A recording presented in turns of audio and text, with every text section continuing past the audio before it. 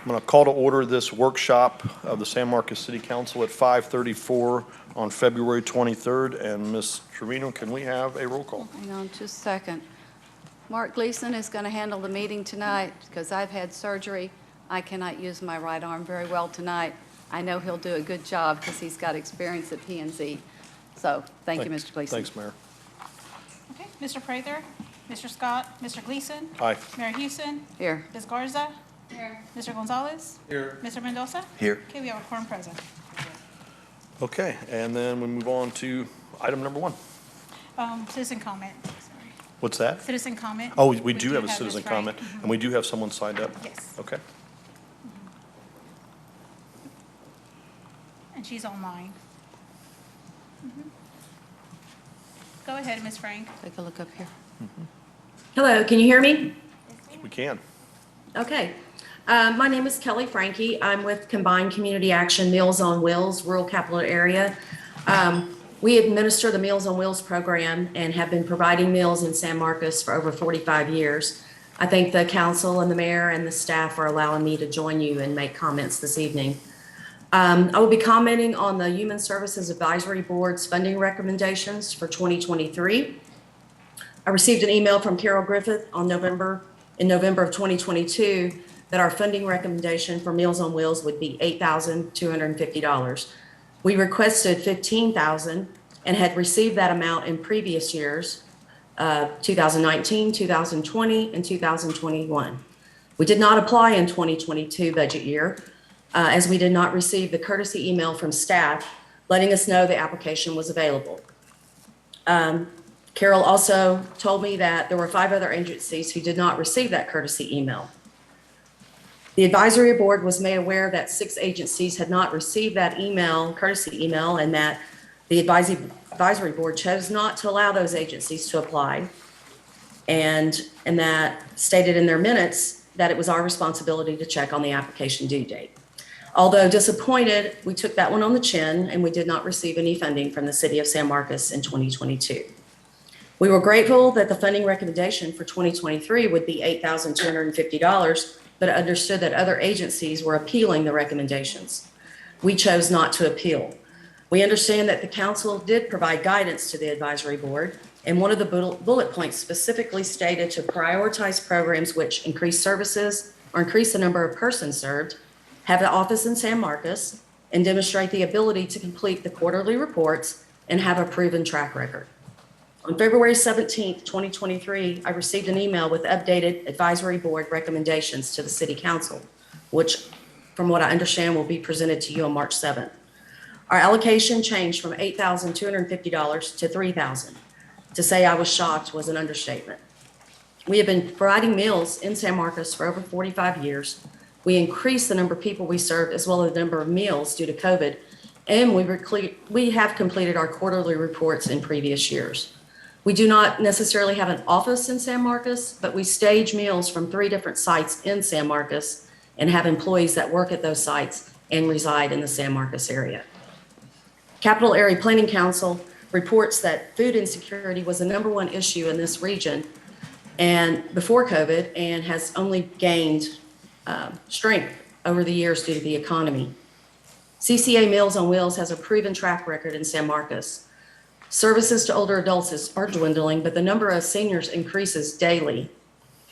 Our older adults deserve to be seen, and we ask the council to fund the meals program for the original allocation of $8,250, which was originally recommended, and if possible, for the full allocation request of $15,000. Thank you for allowing me to make these comments to you this evening. I appreciate it, and I appreciate the staff's help today in getting this scheduled. Thank you. Okay, now we're on to item number 1. Yes, receive a staff presentation, hold discussion regarding the fiscal year 2023-2024 budget policy for the city of San Marcos and provide direction to the city manager. Hello, Mayor and Council. This evening, we continue the budget process that we kicked off last month at your visioning workshop. Approving the budget is one of the most important actions a city council takes each year, and San Marcos has a very deliberate process so that budget incorporates council initiatives.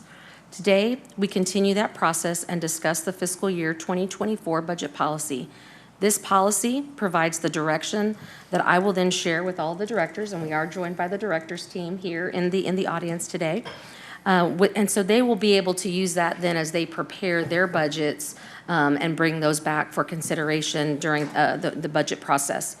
So we began the January visioning session by providing an overview of the budget, capital improvements projects, and debt.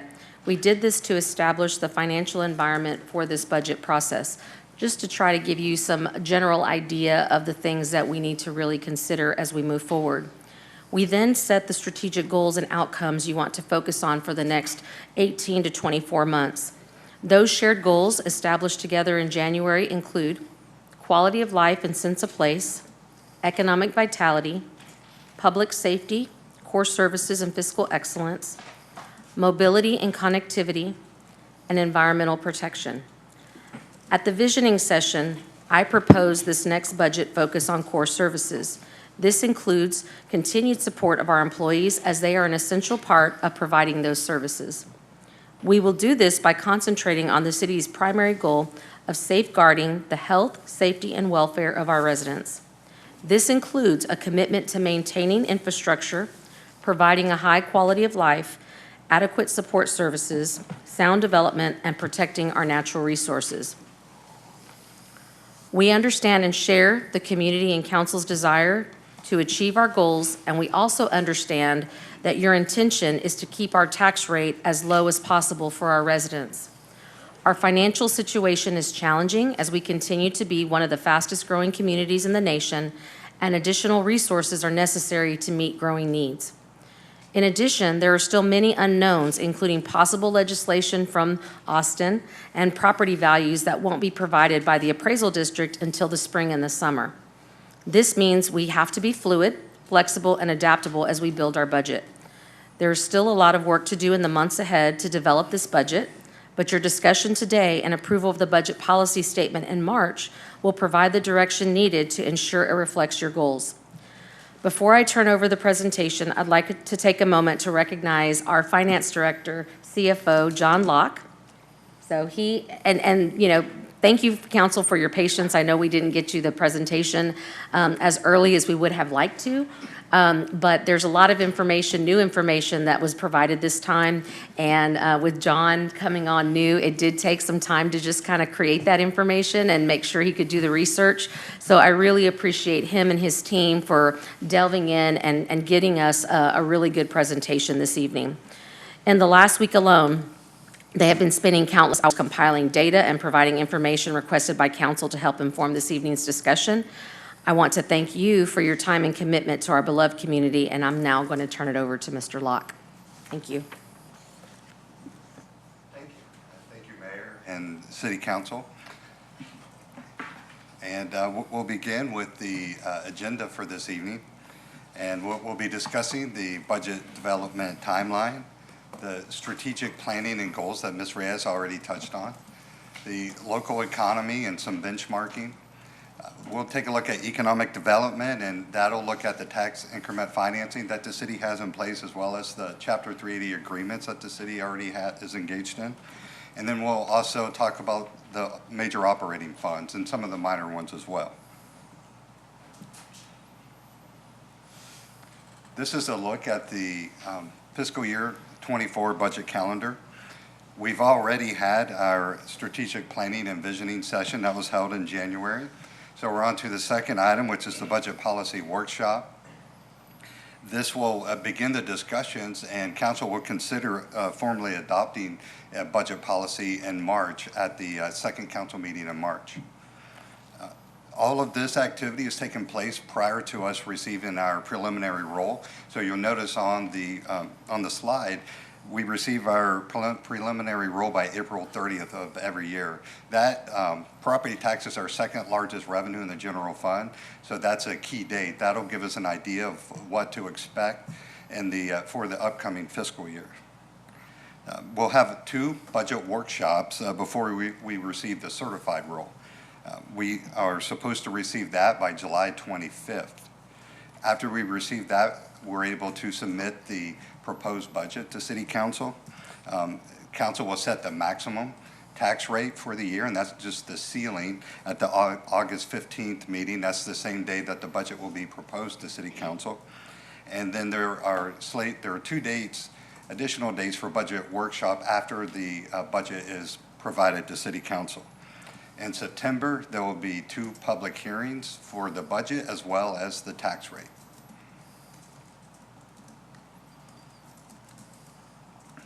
This slide provides, it's a funnel to illustrate that the beginning of the budget is really, it's a wide brushstroke, and as we work through the process, we begin to refine it, and it gets more granular.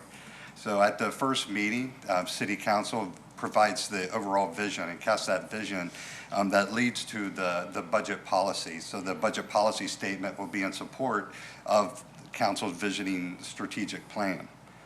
At the budget policy, as Ms. Reyes pointed out, we'll use that, the city manager will use that, and staff will use that to make sure that we're building a budget that is in line with City Council's vision as well as the budget policy that City Council establishes.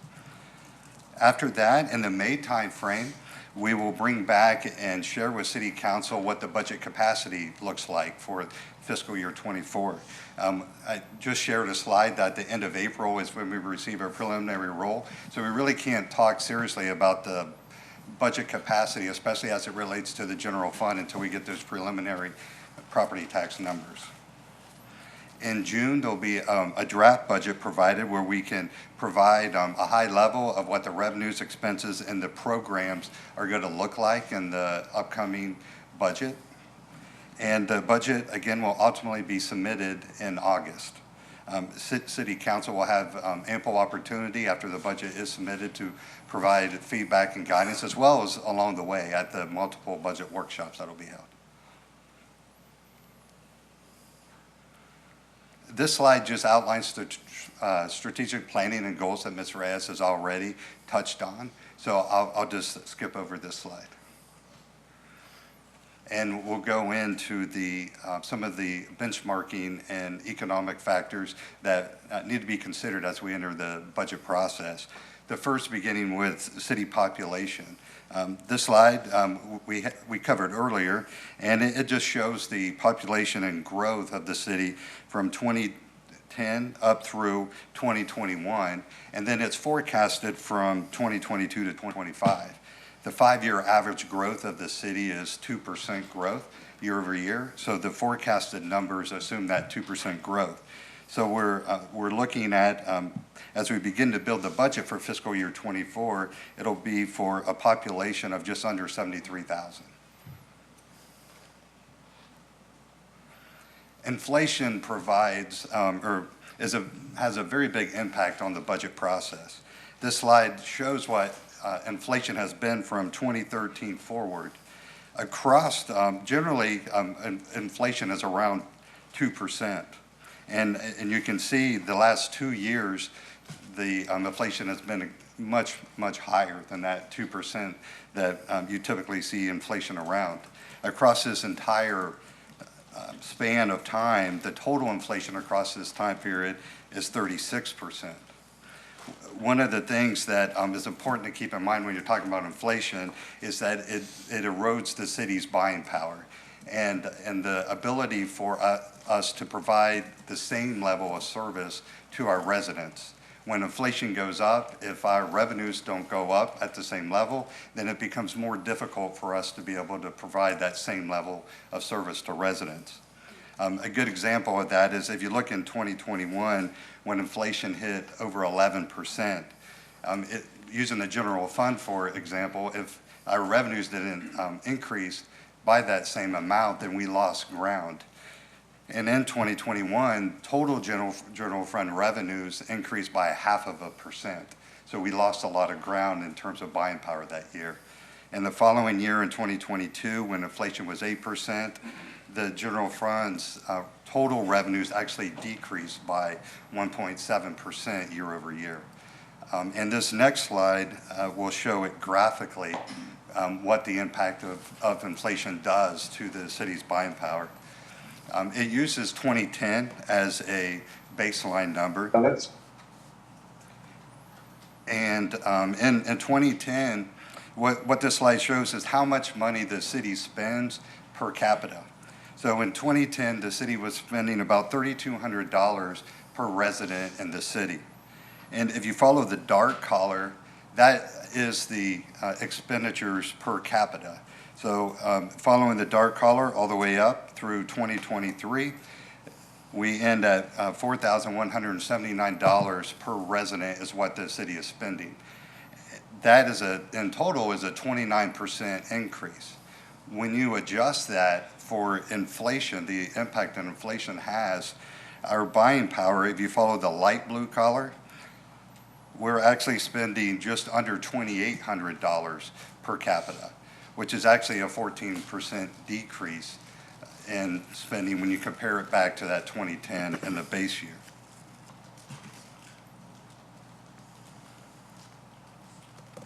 Another metric that can be used to track the city's ability to provide services to residents is the employees per 100,000. In 2010, the city had just over 12, and you can see the path as it, over the years, it was winding down. We hit a low of about 10 in 2014, and we're forecasting to be about at the same point that we were in 2010 this fiscal year in 2023. This chart assumes that we are fully staffed, and we know that in any given year we're not fully staffed. It'd be great if we were. With turnover and vacancy, these numbers are actually a little bit lower than what it shows on the chart. And you know, another thing that we discuss in visioning a little bit is the additional services that the city is providing today that we weren't providing back in 2010. An example was the number of acres of parks land that the city maintains has more than doubled from 1,100 acres to 2,500 acres. We've also taken on responsibility of the transit system. And when we hit 50,000 population, the city took over the maintenance of all the traffic signals. So those are just some examples of additional services that the city has taken on over the years. This slide illustrates the impact of turnover on the different employee bodies within the city. If you look at the total citywide, is the light blue that appears behind the column chart. And it begins in 2016 at 13%. So that's saying 13% of our staff turned over during the course of fiscal year 2016. It hit a low point in 2018 of 10%. And the high point was last fiscal year at 17%. There's been a lot of emphasis placed on investing in the employees. And through January of 23, we are seeing a downward trend. You'll see that the turnover dropped citywide from 17% to 15%. To look at it in more detail, it also shows what the non-civil service rate is. Those rates tend to be the highest amongst the different employee groups. That is the dark gray color in the background. You want the civil service as a whole are the blue column charts, and police and fire are the blue and red line chart.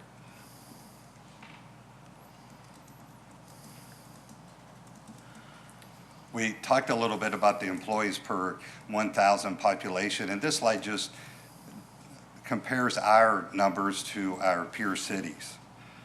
When you look at the peer cities, it's important to keep in mind that the city of San Marcos has a municipally owned electric utility.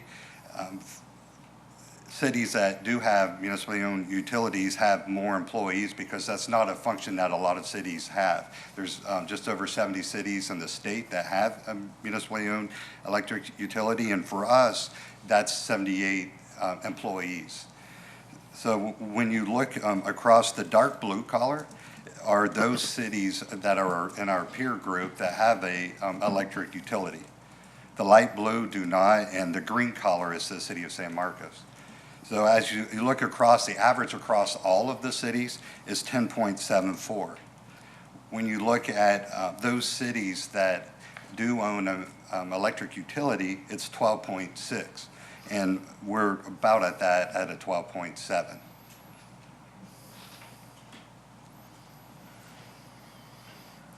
Another important metric to look at is the median household income, and this shows the income that of our residents. This chart shows that ranges from a low of 42,500, which is where the San Marcos is, to a high of 123,000. The average is 71,500, which is 68% higher than the city of San Marcos.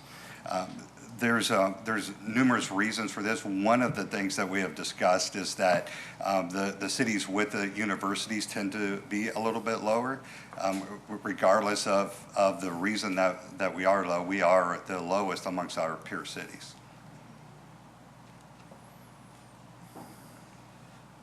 When you're looking at the median home values and compare that across our peer cities, the median home value across all of them is $251,000. And City of San Marcos is the fifth lowest at $201,000. So we're 25%, the average is 25% higher than we're at.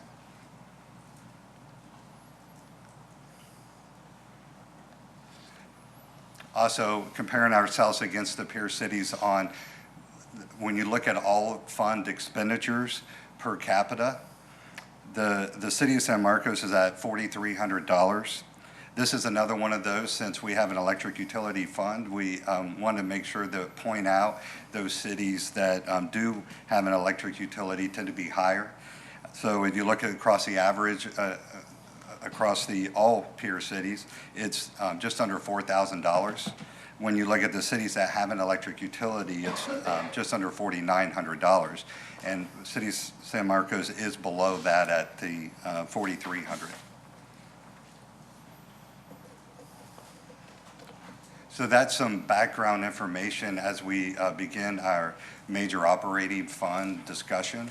And we'll begin with the general fund.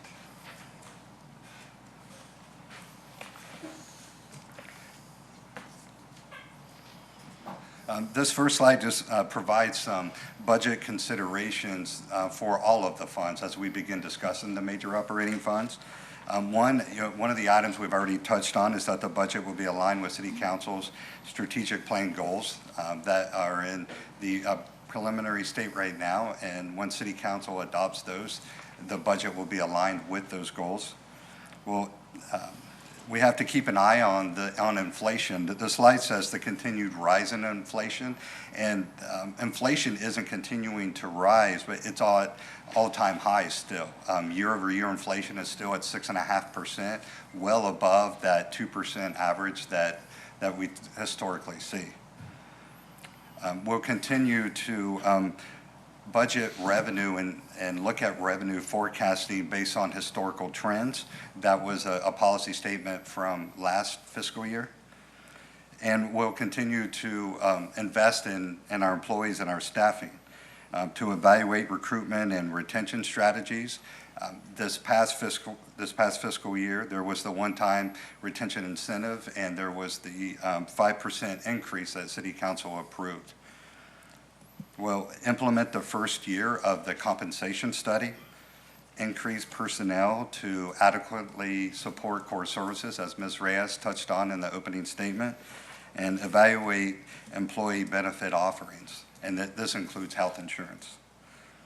We'll update the financial policy as needed. The financial policy is included in the fiscal year 2024 budget.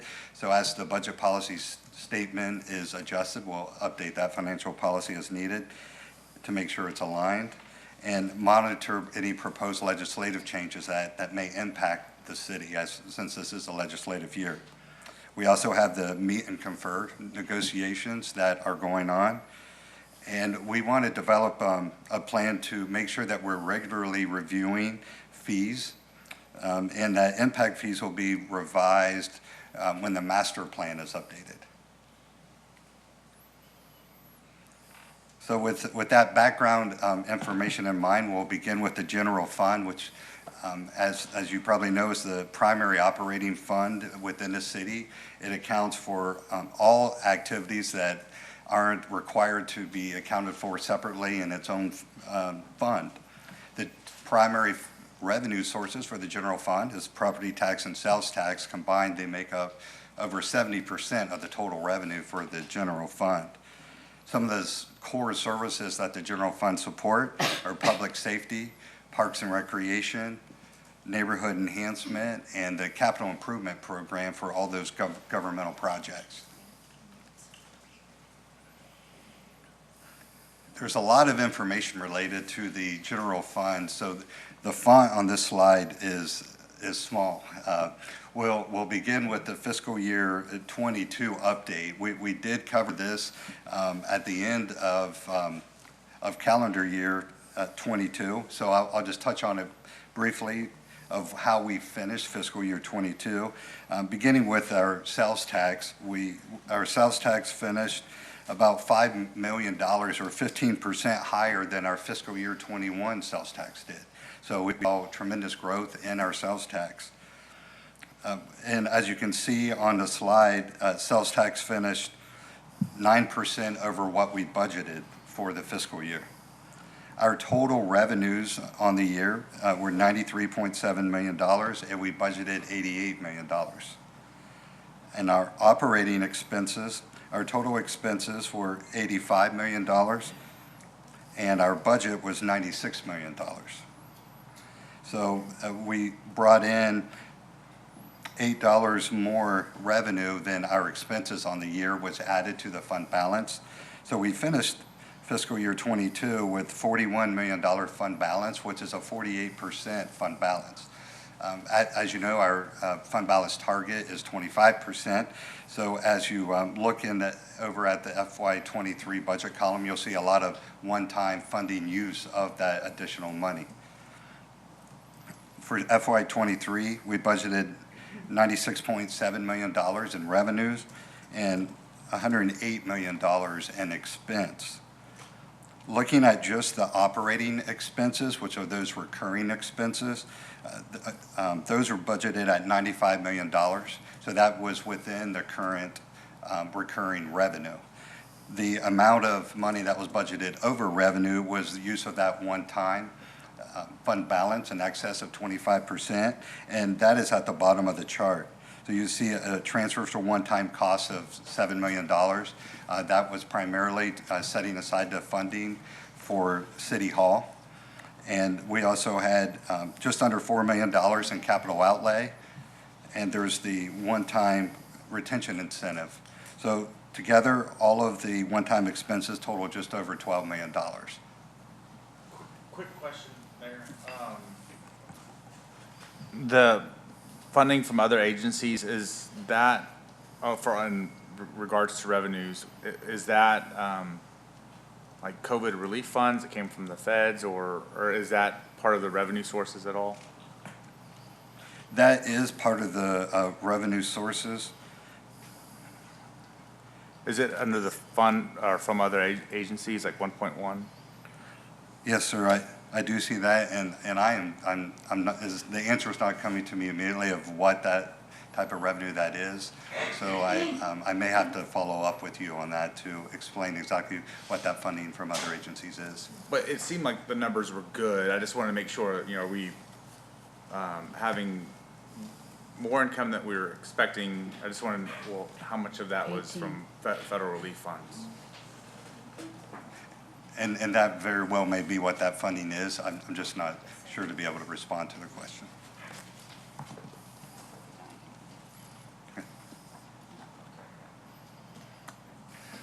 With all the activity that we just discussed in fiscal year 23, we touched on this slide during the visioning session, and that's what's not in the budget. There were a total of $4.4 million of requests. The bulk of that were new employee positions that there weren't enough capacity in the budget to be able to fund. So this is a list of the personnel requests. I did want to point out that The police number does not equal the amount that we discussed late in the budget process for fiscal year '23. The study at that time identified that the police needed 10 police officers to be at the level, the recommended level. So I just wanted to point that out so it's clear, because on this slide, it only shows one.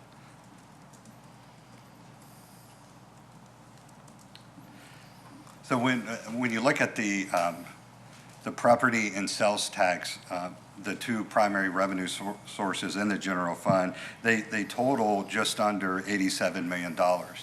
And prior to being able to use that money for operations, there are certain things that come off the top, you could say.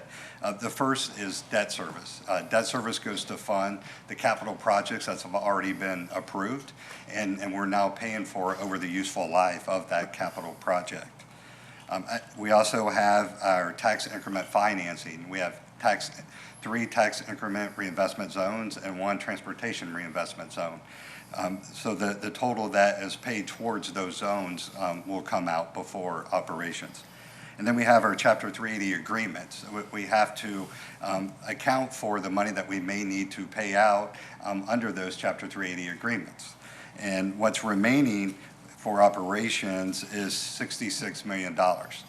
And what the slide shows, the dollar bill, is that for every dollar of property and sales tax combined that we receive, 77 cents of it is able to be used for operations, 14 cents goes towards debt, 7 cents goes towards our tax increment financing, and 2 cents goes towards our Chapter 380 agreements.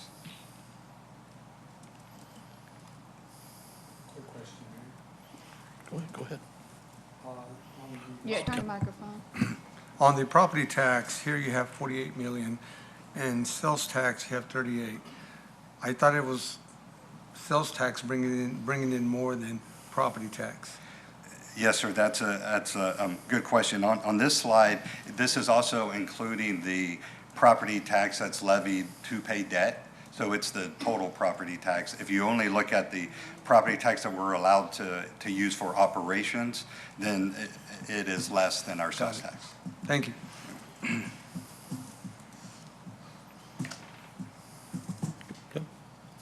Okay, beginning to look at in more detail our sales tax collections. This slide shows our historical collections from 2017 through 2023. The blue color is our base, what we refer to as our base sales, which are those sales tax collections that do not include the outlet malls. The gray color is the outlet malls. So in 2017, total collections was 27 million, and of that amount, just under $9 million came from the outlet malls. As you go, you can see through the years that our sales tax has grown significantly in the past 2 to 3 years. In 2022, we finished just over $37 million, and we're forecasting in 2023 to finish at 39.6 right now. The budget is 38.8, and through the first quarter of the fiscal year, we've received just over $10 million, and we expected to receive about $9.3 million. So we're ahead on sales tax of where we thought we would be at this point in the fiscal year. If you look in the background, that green shows the percent of the total sales tax that is made up by the outlet malls. The percent was highest in 2019 at 32%, and you can see that it's declining over the years, so we're diversifying and we're bringing in new sources for sales tax, and it's at 22% in 2023.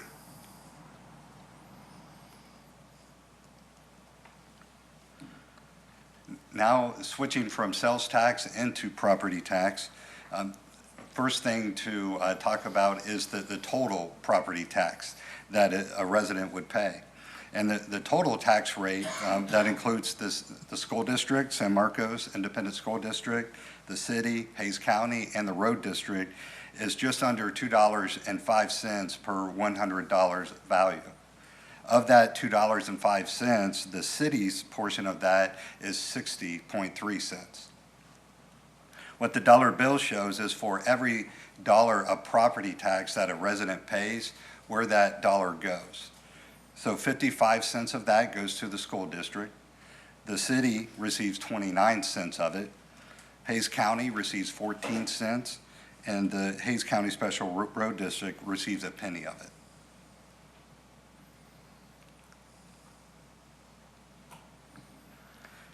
One of the budget policy statements that cities and guidance that City Council provides during this process is the range that our property tax rate should be in.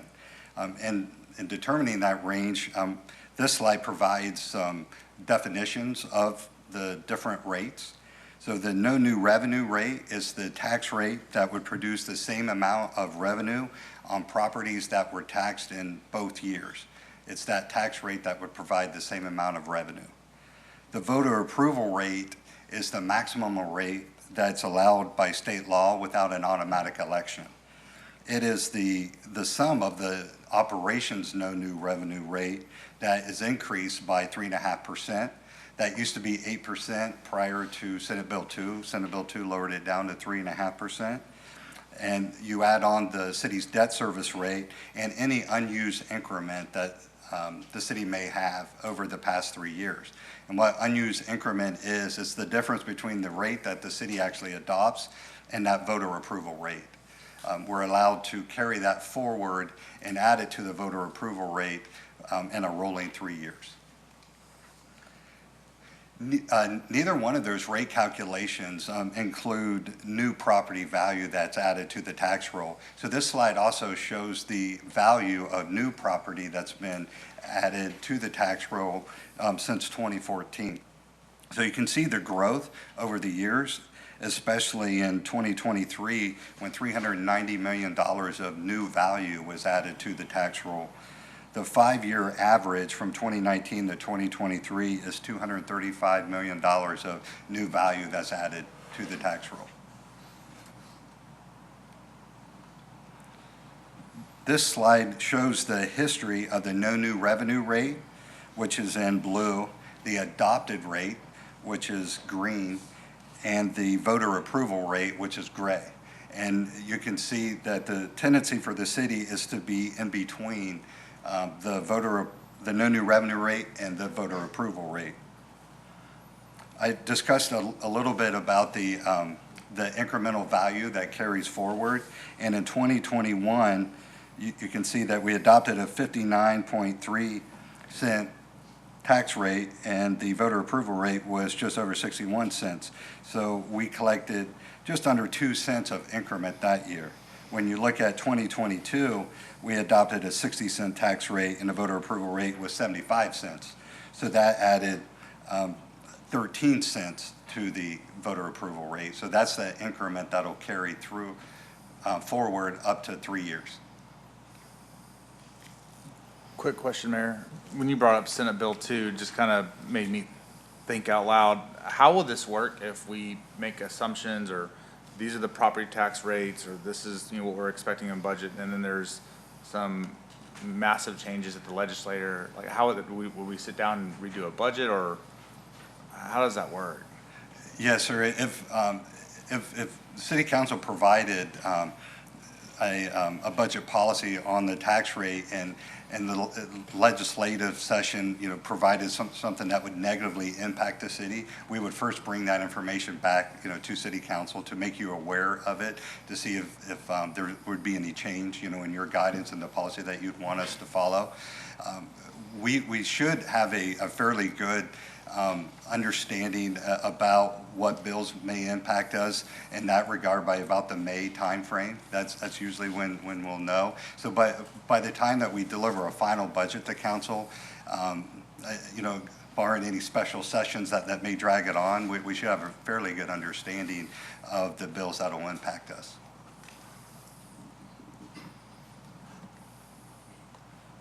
Anything else? This slide just breaks our tax rate down into its two components. There's the operations piece of the tax rate, the operations, is used for core services, any council strategic planning, investing in our employees, as well as any special programs that city council wants to provide to residents. Of our total 60-cent tax rate, 42.5 cents of it is in operations.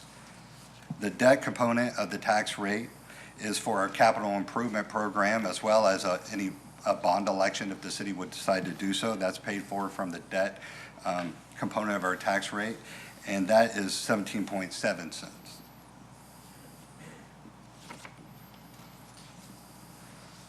So over the years, the split between the percent that's used for operations, which is in blue, and the percent of the tax rate that's used for debt, which is in gray, has changed significantly.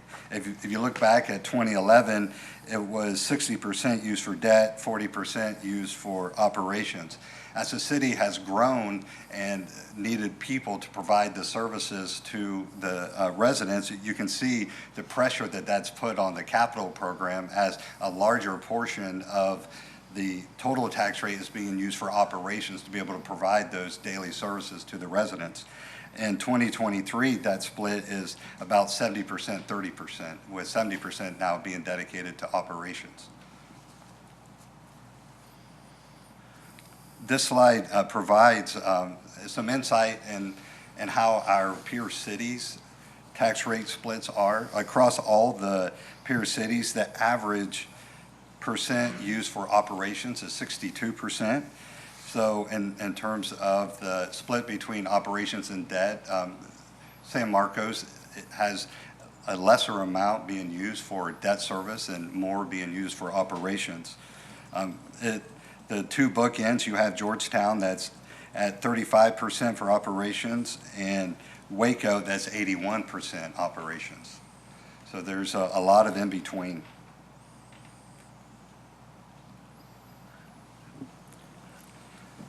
On the left-hand side, that graph shows what compares our tax rate to all of our peer city tax rates.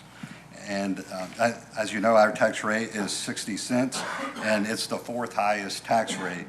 Across all the cities, the average is 50 cents.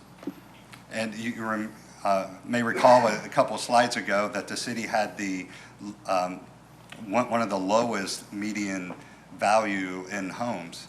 So what this slide shows is that we have to have a higher tax rate because we have a lower median home value. So when you look at the right-hand side and you apply each city's tax rate to the median home value in that city, the average tax bill is $1,207.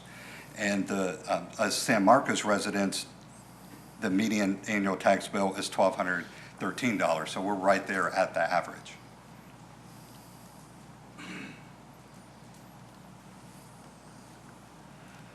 Okay, so the next couple of slides, if you're a numbers person, you'll really love the next couple of slides. This first slide provides a taxable value history of the city. And it shows from fiscal year 2014 through 2023. And I'll just go from left to right of all the information that is on this slide. The first column shows the city's tax rate over that time period. You can see that it's at a low of 53 cents to a high in 2018 of 61 cents, which was increased for a bond election. And it dropped again in 2021 to 59 cents, went to 60 cents in 22, and that's the current tax rate this fiscal year. When you, the next column over is our net taxable value.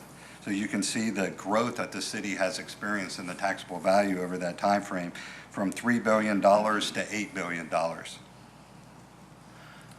The next column over is the taxable value of our tax increment financing. This includes the transportation reinvestment zone as well as the tax increment reinvestment zone. So you can see their growth through that same time period.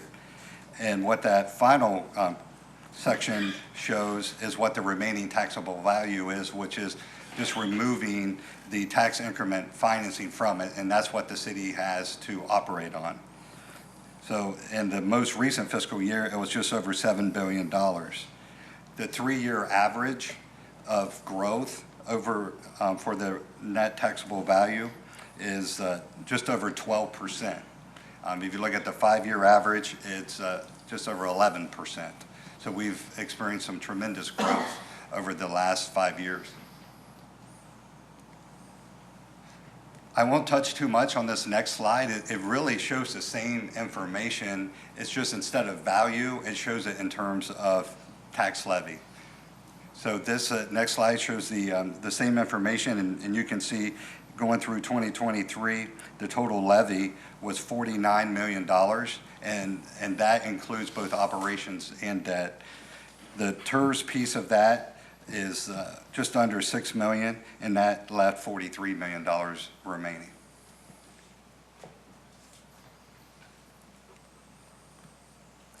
Before we move to this next area, we did get some clarity from our Assistant Director of Finance, Mr. Ismael Garcia. He sent something that shows the other agency funding, and that is for Texas State provides some for the position that they share with us with the Habitat Conservation Plan. And then we also have the school district who reimburses a portion of the school resource officers. And then we have land sales, and then there's one other one that I'm having trouble reading. But that comprises most of what we get that from. So any additional partnerships that we would have. So like we also have the youth services manager that is participated with Hayes County, SMCISD, and others. So those are that's the other agency funding that you see there. Thank you for the. The next couple of slides provides a little bit of background on the history of property tax relief in San Marcos. Beginning with the sales tax, property tax relief, the local sales tax rate is limited to 2%, and that's total across both the city and the county. In addition to the 1% regular rate, municipalities can adopt several other types of rates. Some of the most common are the economic development, and that's the type A and type B that you hear a lot about, as well as property tax relief. In April of 1968 is when the city first adopted that 1% regular tax rate. In January of 98, the city adopted the property tax relief component of the tax rate, and that was at 0.5%. So after January of 98, we were at 1.5%, which is where we're at today. In that same time period, in January of 88, the county adopted a 0.5% property tax relief sales tax. So that brought us up to that maximum 2% that we can be at. So that's why we don't have any more capacity to increase to provide any kind of economic development with our tax rate.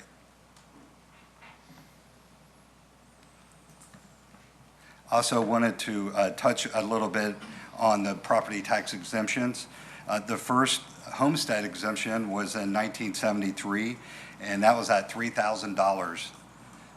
In 1975, that was increased for the homestead exemption to $5,000, and in '82 up to $10,000.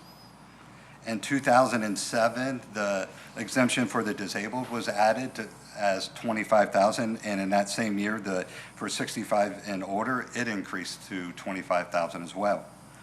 And most recently, in last year, City Council increased that homestead exemption for the 65 and older and disabled to $35,000 and added the homestead exemption for $15,000. So that just provides all the property tax relief from an exemption standpoint over the years.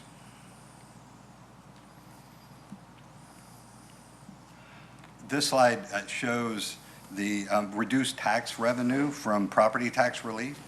So it shows that the tax savings that the residents have experienced from those exemptions.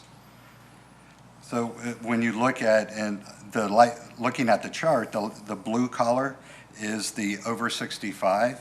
So beginning in 2017, we only had the over 65 and disabled. So you'll see there's just a little bit of green on the top of it. There's not a lot of exemptions for the disabled. And so you can see the growth. This chart is in 100,000s. So $1 equals $100,000 when you're viewing the chart. If you look at I do want to point out that there's one thing that's not accurate on the chart where it shows that 2023 is forecasted. We actually do have the certified roll for 2023, so that is not forecasted. Those are actual numbers. The forecasted amount starts in 2024 forward. Between 2022 and 2023, it shows the growth and increasing the over 65 and disabled exemption to 35,000 and adding the homestead exemption of 15,000. So the total exemptions related to those three increased from $330,000 to just over $1 million. So it was about a $700,000 increase.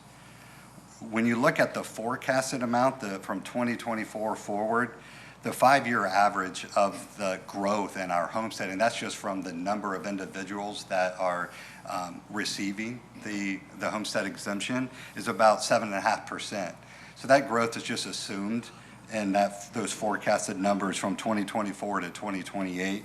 And you can see that if we continue to experience that normal growth at the current level of property tax exemption, we'll add about $100,000 a year of benefit to the residents and less tax revenue coming into the city.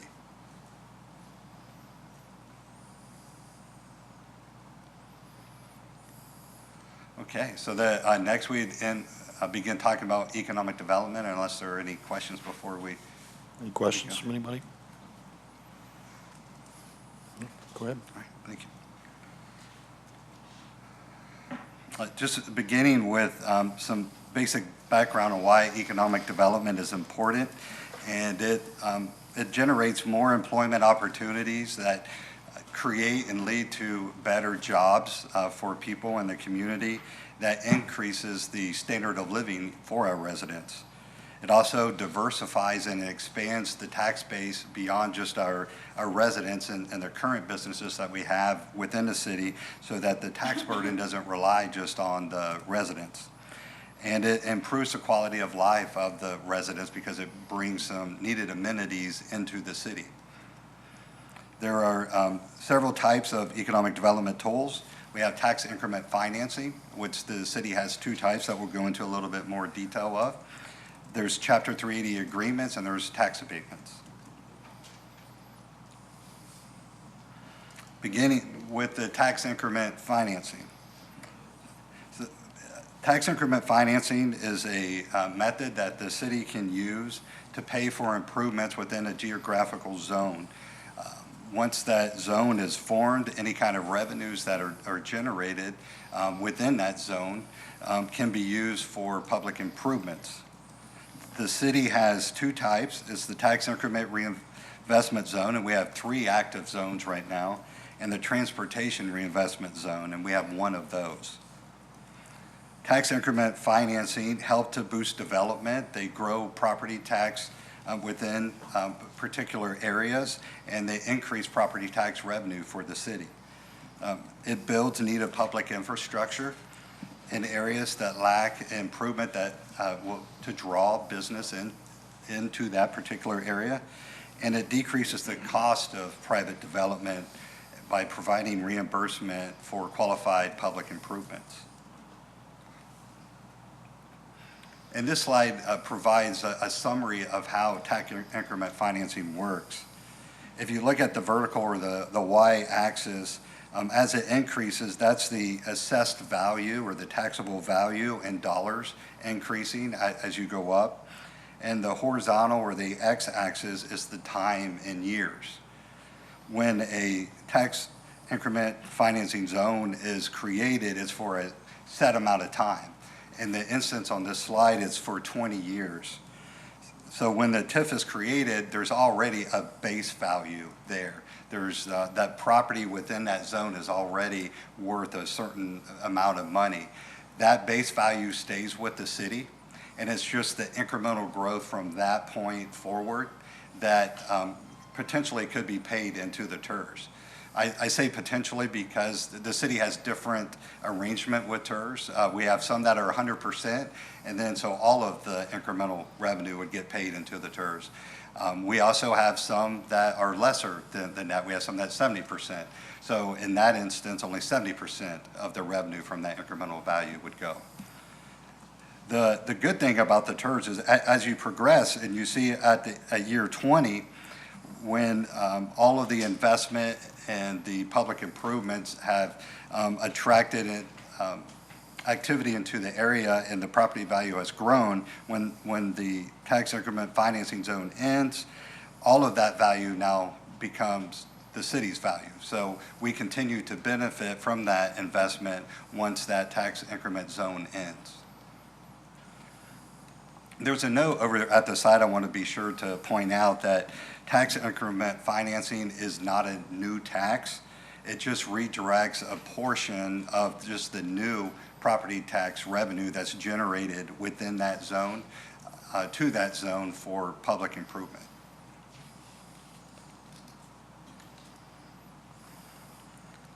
So the next 4 slides just provides a high-level overview of our tax, or this first one is the transportation reinvestment zone, and then our 3 tax increment reinvestment zones.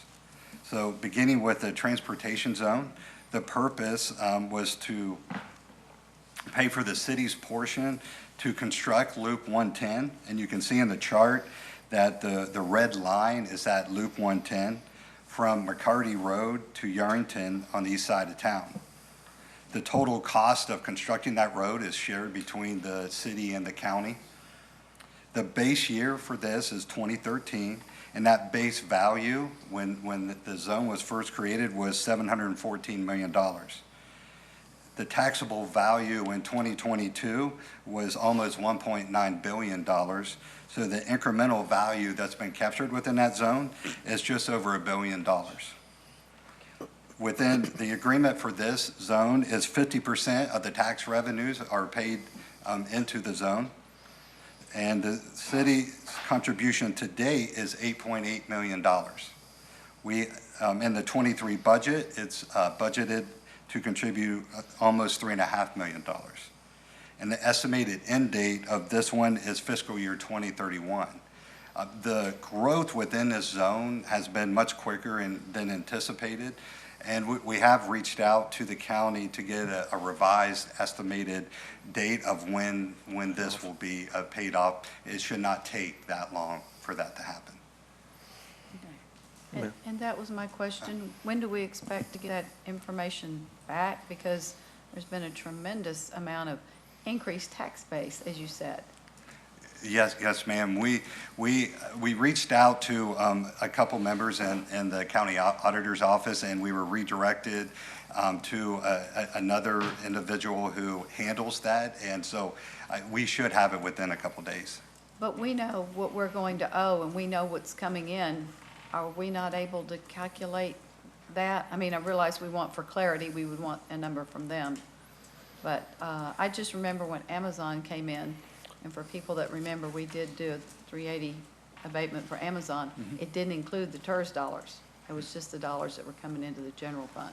Mm-hmm. And so we were hoping that that was going to get paid off rather quickly, and we would get into that green zone sooner. Yes, ma'am, that's a good point. We can look at it internally then and also, provide an estimate from us. I don't have that information tonight, and we can provide that. And then once we get the information back from the county, provide that as well. I realize it won't be next year, maybe even the next, but still, it's good to know when we'll have more money to spend. Oh, yeah. Thank you so much. Okay.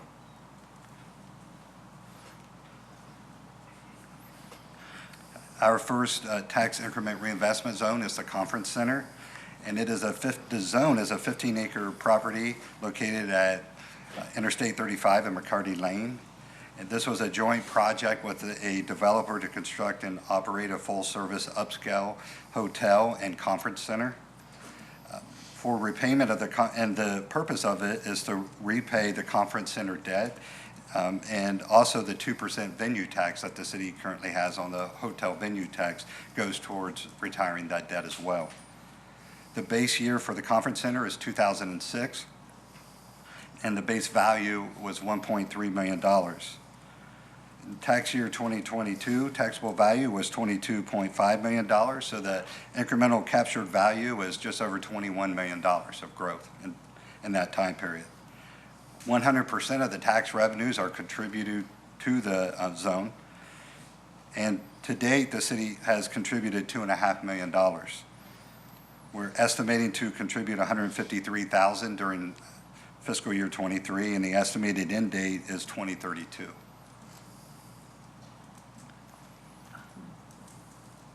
That's another one. Remind me, Ms. Reyes, we have talked about paying that off sooner because we're bringing in a little more than what the payments are, and we held back for a good reason, but then that kind of went away. So is that something we're going to talk about at some point? Yes, ma'am. We are exploring that possibility of paying that off sooner. The thing that we're wanting to investigate, and we have Scott Joslow, who's going to come and Yeah. talk with us Good. to explore kind of some of the things that we have with not only hotel occupancy tax stuff, but also with venue tax and maybe some tourism PIDs and things Right. like that. So we want to explore some other mechanisms. The thing is that when the venue tax goes away, then it becomes something where the community and people who come to the hotels to pay that, the hotels are not used to having that on there. And so what we've been advised by a lot of folks is that usually a lot of times what happens in communities is one goes away and then there's another project, Right. that is put in its place so that it just continues and it makes it a little easier for managing with the hotel industry. Well, and I wouldn't want to let it drop, go for a while, and then try to pick it up again. So, Correct. all right, thank you. Yes, ma'am.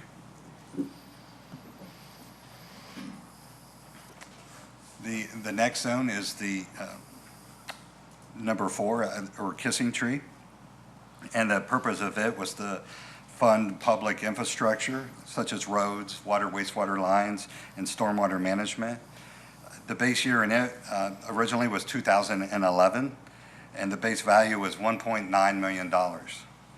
The 2022 taxable value is $379 million. So the captured incremental value is $377 million. 40% of the tax revenues goes into the zone, so the city retains 60% of the tax revenues within this zone. And the contribution today is $1.2 million, and estimated to pay $885,000 during fiscal year '23. So a lot of that growth has been in recent years, so the amount of contribution will pick up.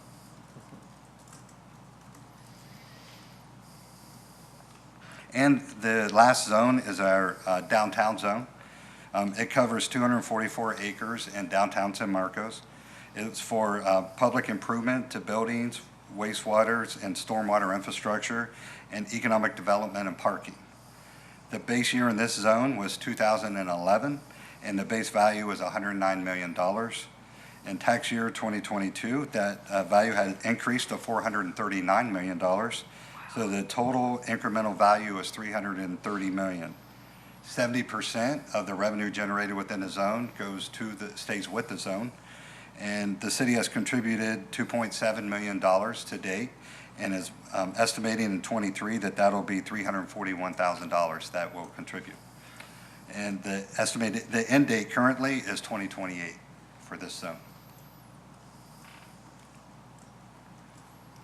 So that is all of our tax increment financing zones, and now we'll transition over to our Chapter 380 agreements. Does anybody have any questions on the TERSs?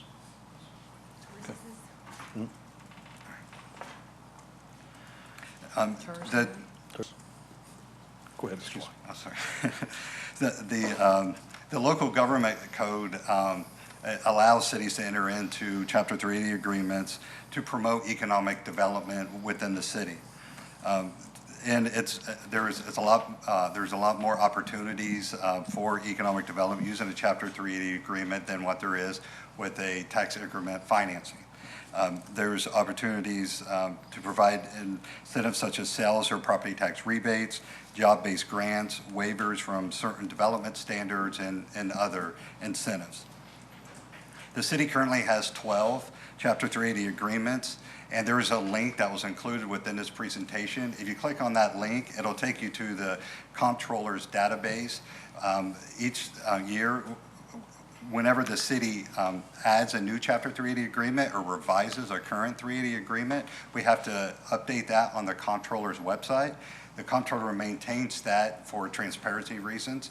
So if any of the residents would like to see those agreements, they can follow that link, and the full agreements are out there on our website, or on the comptroller's website.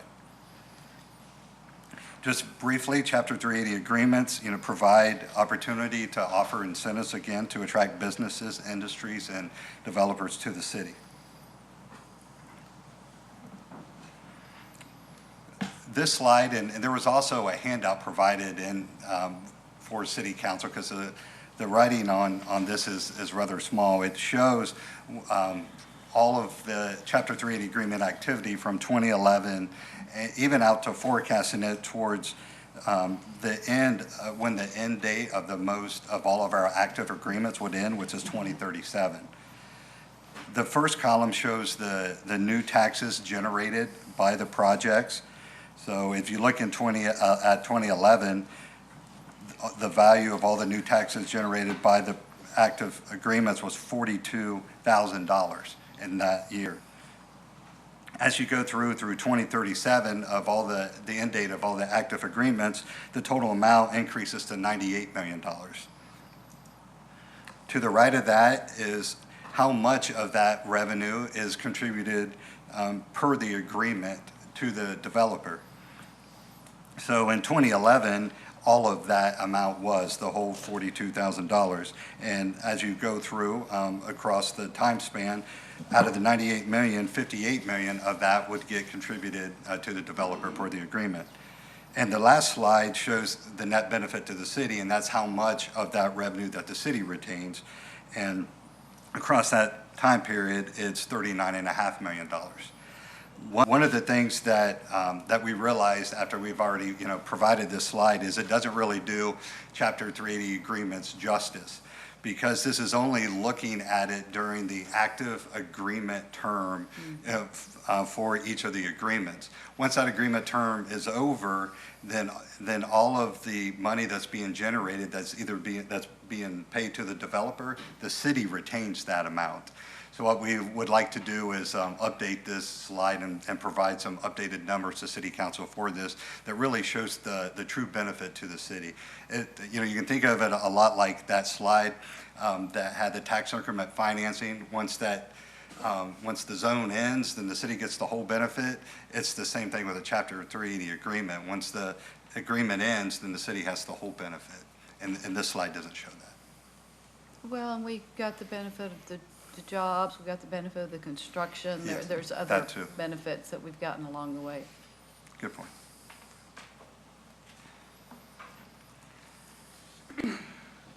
This slide shows out of all of our active Chapter 380 agreements, what the estimated remaining payments are if those developers meet the performance requirements within those 380 agreements.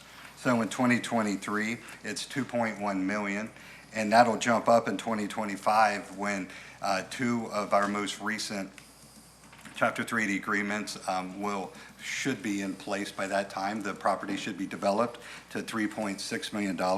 And you can see through 2032 how that amount goes down each year. And this is a good slide that you could see that in 2025, that amount, that $3.6 million that would be paid to the developer, as it goes down, the city is keeping that difference because it's no longer being paid to the developer.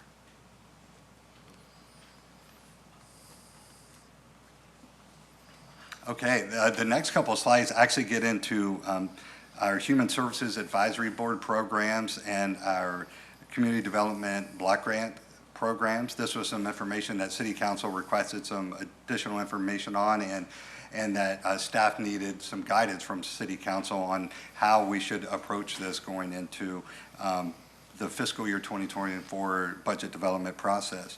So what this slide shows is from 2018 through 2022, all of the grant recipients who received part of the $500,000 of social service grants that the city provides through the general fund. It's sorted from the agencies that received the most to the least during that time frame.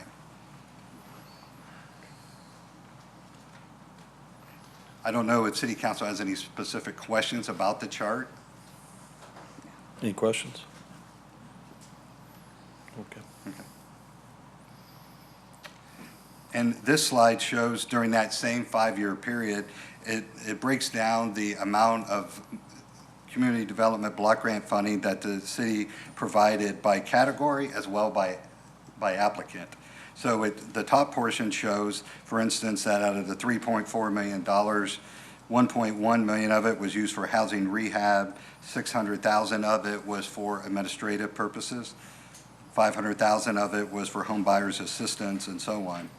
And the lower section shows by applicant. So it shows that city projects and programs received $1.3 million of it, and you can go down through and see the other recipients of that CDBG funding. And that actually brings us to the decision points for the general fund.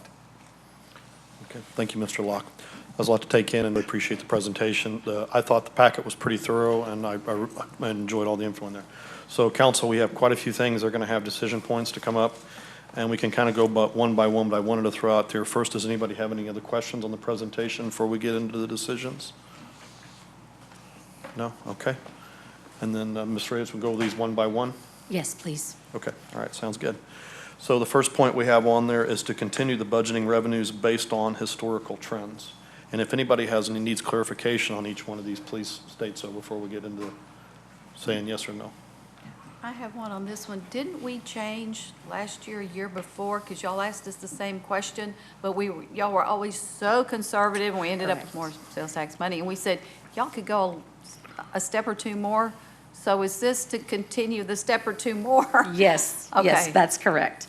So because last year was the first year that we did this, a little less conservative but more realistic. And so based on the way last process went, we just want to make sure you're still comfortable with that methodology, and so that we can go ahead and consider it in that particular way as we go forward.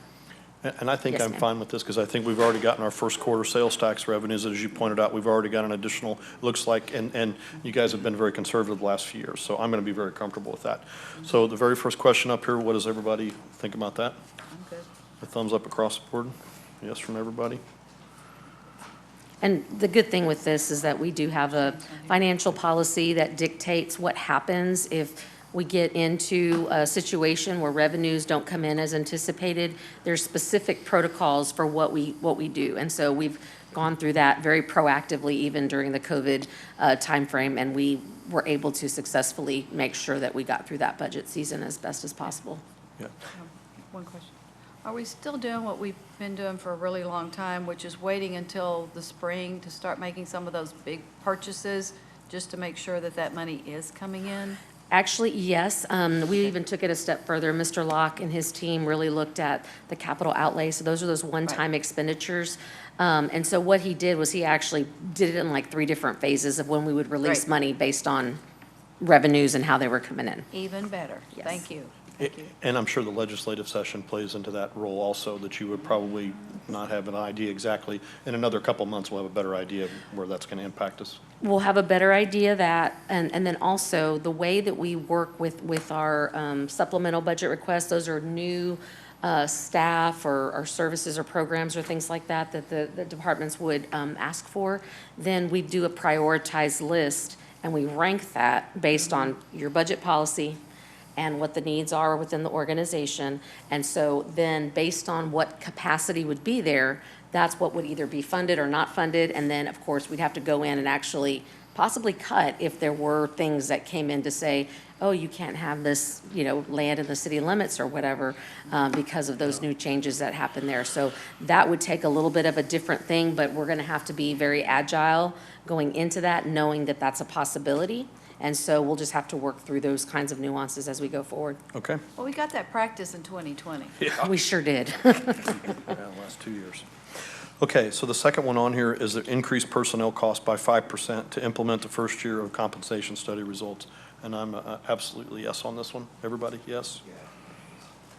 I'm a yes. I'm just curious as to when are we going to be getting like those updates about the compensations or? You'll get the first one coming up here pretty soon because the council will be asked to approve an agreement with the consultant that's going to actually conduct that study.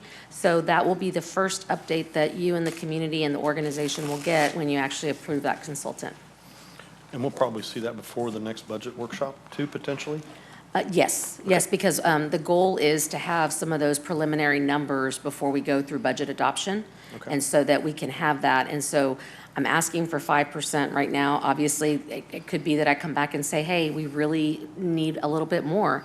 And so I'll work with y'all on that, but I want to at least try to put aside a minimum of 5% to at least try to turn the dials and really stop some of the, the turnover that we're having. Okay, thank you. All right, and then the third one here is increase personnel to adequately support core services. A yes on that. Mr. Prather, everyone, Ms. Garza? Yeah, sure.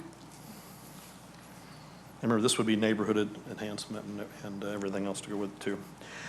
The other one, continue increasing police and fire staffing as recommended in their staffing studies. No. Okay. Mr. Prather, yes. Yes, we talked about a multi-year plan to get there. Are we going to have that? We'll be working through a multi-year plan, but it's going to depend on the capacity. So once we are able to get the certified tax rolls and stuff and really see what we have money for, and so then there will be a work session that's going to be laid out for the council at the March 7th meeting. And so there will be more about what those studies say, what crime's looking like, the fire ISO stuff. So there's going to be some of that information that we'll be able to provide. But until we really know what our capacity is, it will be a multi-year approach. It's just a matter of, I don't know right now at this time if it'll be 3 years, 5 years, Right. what that looks like. And I appreciate the question on that and clarifying, because I was assuming it would be, look, we've got a staffing shortfall of 14 or so firefighters alone, and we're not going to do that on year one. So I was assuming We're that was not. going to be, and so we're going to see some sort of presentation on that potentially. Yes. Okay. Yes, we would Perfect. love to do it all in year one, but we wouldn't be able to afford it without Yeah. affording everybody we have currently. And we may see that potentially for the second budget So workshop too? we'll be working on that. I don't know exactly when we'll bring Okay. it back. I know definitely we'll bring it back during the process and let Okay. y'all have that. I need to make sure that we have a really good handle on where we are with our revenues and all of that too, before we can tell you exactly how many. But I have asked Mr. Locke to start working with the fire and police departments based on the direction that we get to just kind of forecast how much time we think we can kind of ease into this and phase this in. So at some point, we will definitely bring something back Okay. for your consideration. Go ahead. I just want to clarify, my no is because I don't have enough information. I was able to flesh out more stuff about just non-civil service staff, my one-on-ones with Stephanie. I guess I do have one more question, which is the staffing studies, those are two separate ones, right? Like police and fire do their own?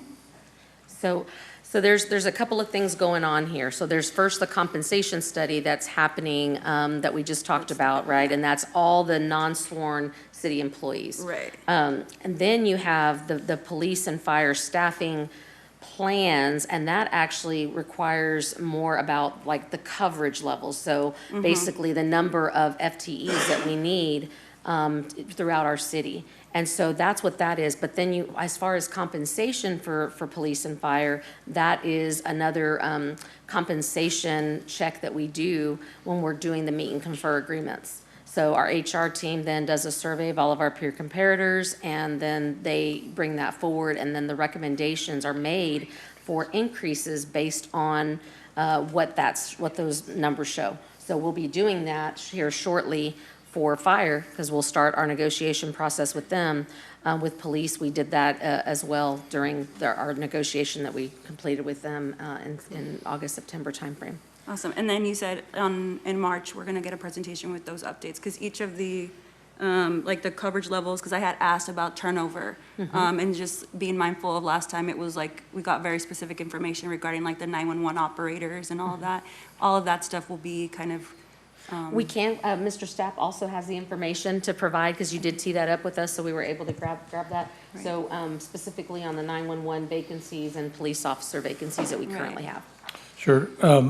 So we get periodic updates from the police department in the city manager's office about vacancy levels. It's their vacancy summary. And I'll summarize for you all the one that we received on February 9th. So it's the most current information we have, and I don't believe it's changed much since this update. At that time, the department had 5 current officer vacancies, true vacancies, and 16 functional vacancies. And what a functional vacancy is when a person has been hired, but they're not yet reporting for duty. So they're in the police academy, or they're in the mini academy, which is our local version of the police academy. Or maybe they're in the field training program, so they're riding with a training officer, but they're not contributing individually. Just some examples of that. And so if you add those two together, we're operating at about an 18% vacancy rate in our sworn staffing numbers. Our next test is March 25th, thereabouts, roughly. That date's flexible. Moving on to our 911 telecommunicators, because you asked about those two, they have 9 vacancies, and that number's, it's really a bigger number when you look at it as a percentage of the total, because there are fewer of them than there are sworn police officers. There are 14 combined functional and actual vacancies in our dispatch center. well, And that's because there are 5 in training that you add to the 9 actual to get to gotcha. 14. Okay. And so just to kind of give you an example of where we're at in the police department in terms of bringing new folks on to reduce some of those numbers, we've got currently 6 in the field training program, hoping that one of those successfully graduates in March, and the other 5 in early June. And then we have currently 7 cadets in the police academy that are scheduled to graduate in May. Then they begin their mini academy and field training, which is about another 6 months or so. And then just real quick in fire, I believe the number there is we have, they've been actively trying to get folks hired last week and this week, but I believe we have 4 vacancies in our sworn firefighter ranks as of this week. Pretty close, Chief. And one of the questions that I know Councilmember Garza asked me this afternoon was just about the criticality, you know, with the 911 vacancies. And so what I had explained to her is that mid-year, we were able to do some things to really turn the dials on that, because that was really important. We were functioning at a really critically low level of 911 telecommunicators. And so we've been able to make some adjustments that have helped us to recruit and not have us, I wouldn't say that we're at perfect staffing. You know, Right. obviously, there's still more that we can do there, but we're not in the terrible place that we were for a while there, where we were all kind of holding our breath Right. and I hoping that remember nothing that. We were all major kind of shook, like, would who's happen. going to answer the phone when people call 911? Okay, good. That's So good we to are hear. in a much better place, but the Perfect. chiefs will tell you that we can always use more, and they would say the same thing, you know, in the dispatch center. But I'm happy to say that we have made some progress, and we hope to continue to make more, even with the compensation study, depending on what that shows. Cool deal, thank you. Ms. Garza, anything else? No, that's it, thank you. Ms. Reyes got me a lot more information earlier today, so I appreciate it. Okay. And then I just needed an answer from Mr. Gonzalez and Mr. Mendoza, Councilman, about the continued increasing staffing, the staffing studies. Okay, okay. All right, and then we're on to the fund, the Human Service Advisory Board at the current level. And if I remember correct, that was 500,000, correct? Yes. Any questions on that, or your microphone? Right. I was Yeah. gonna say at the current level or more. I'm a no. We haven't increased it, and I know last time we increased it was a big jump.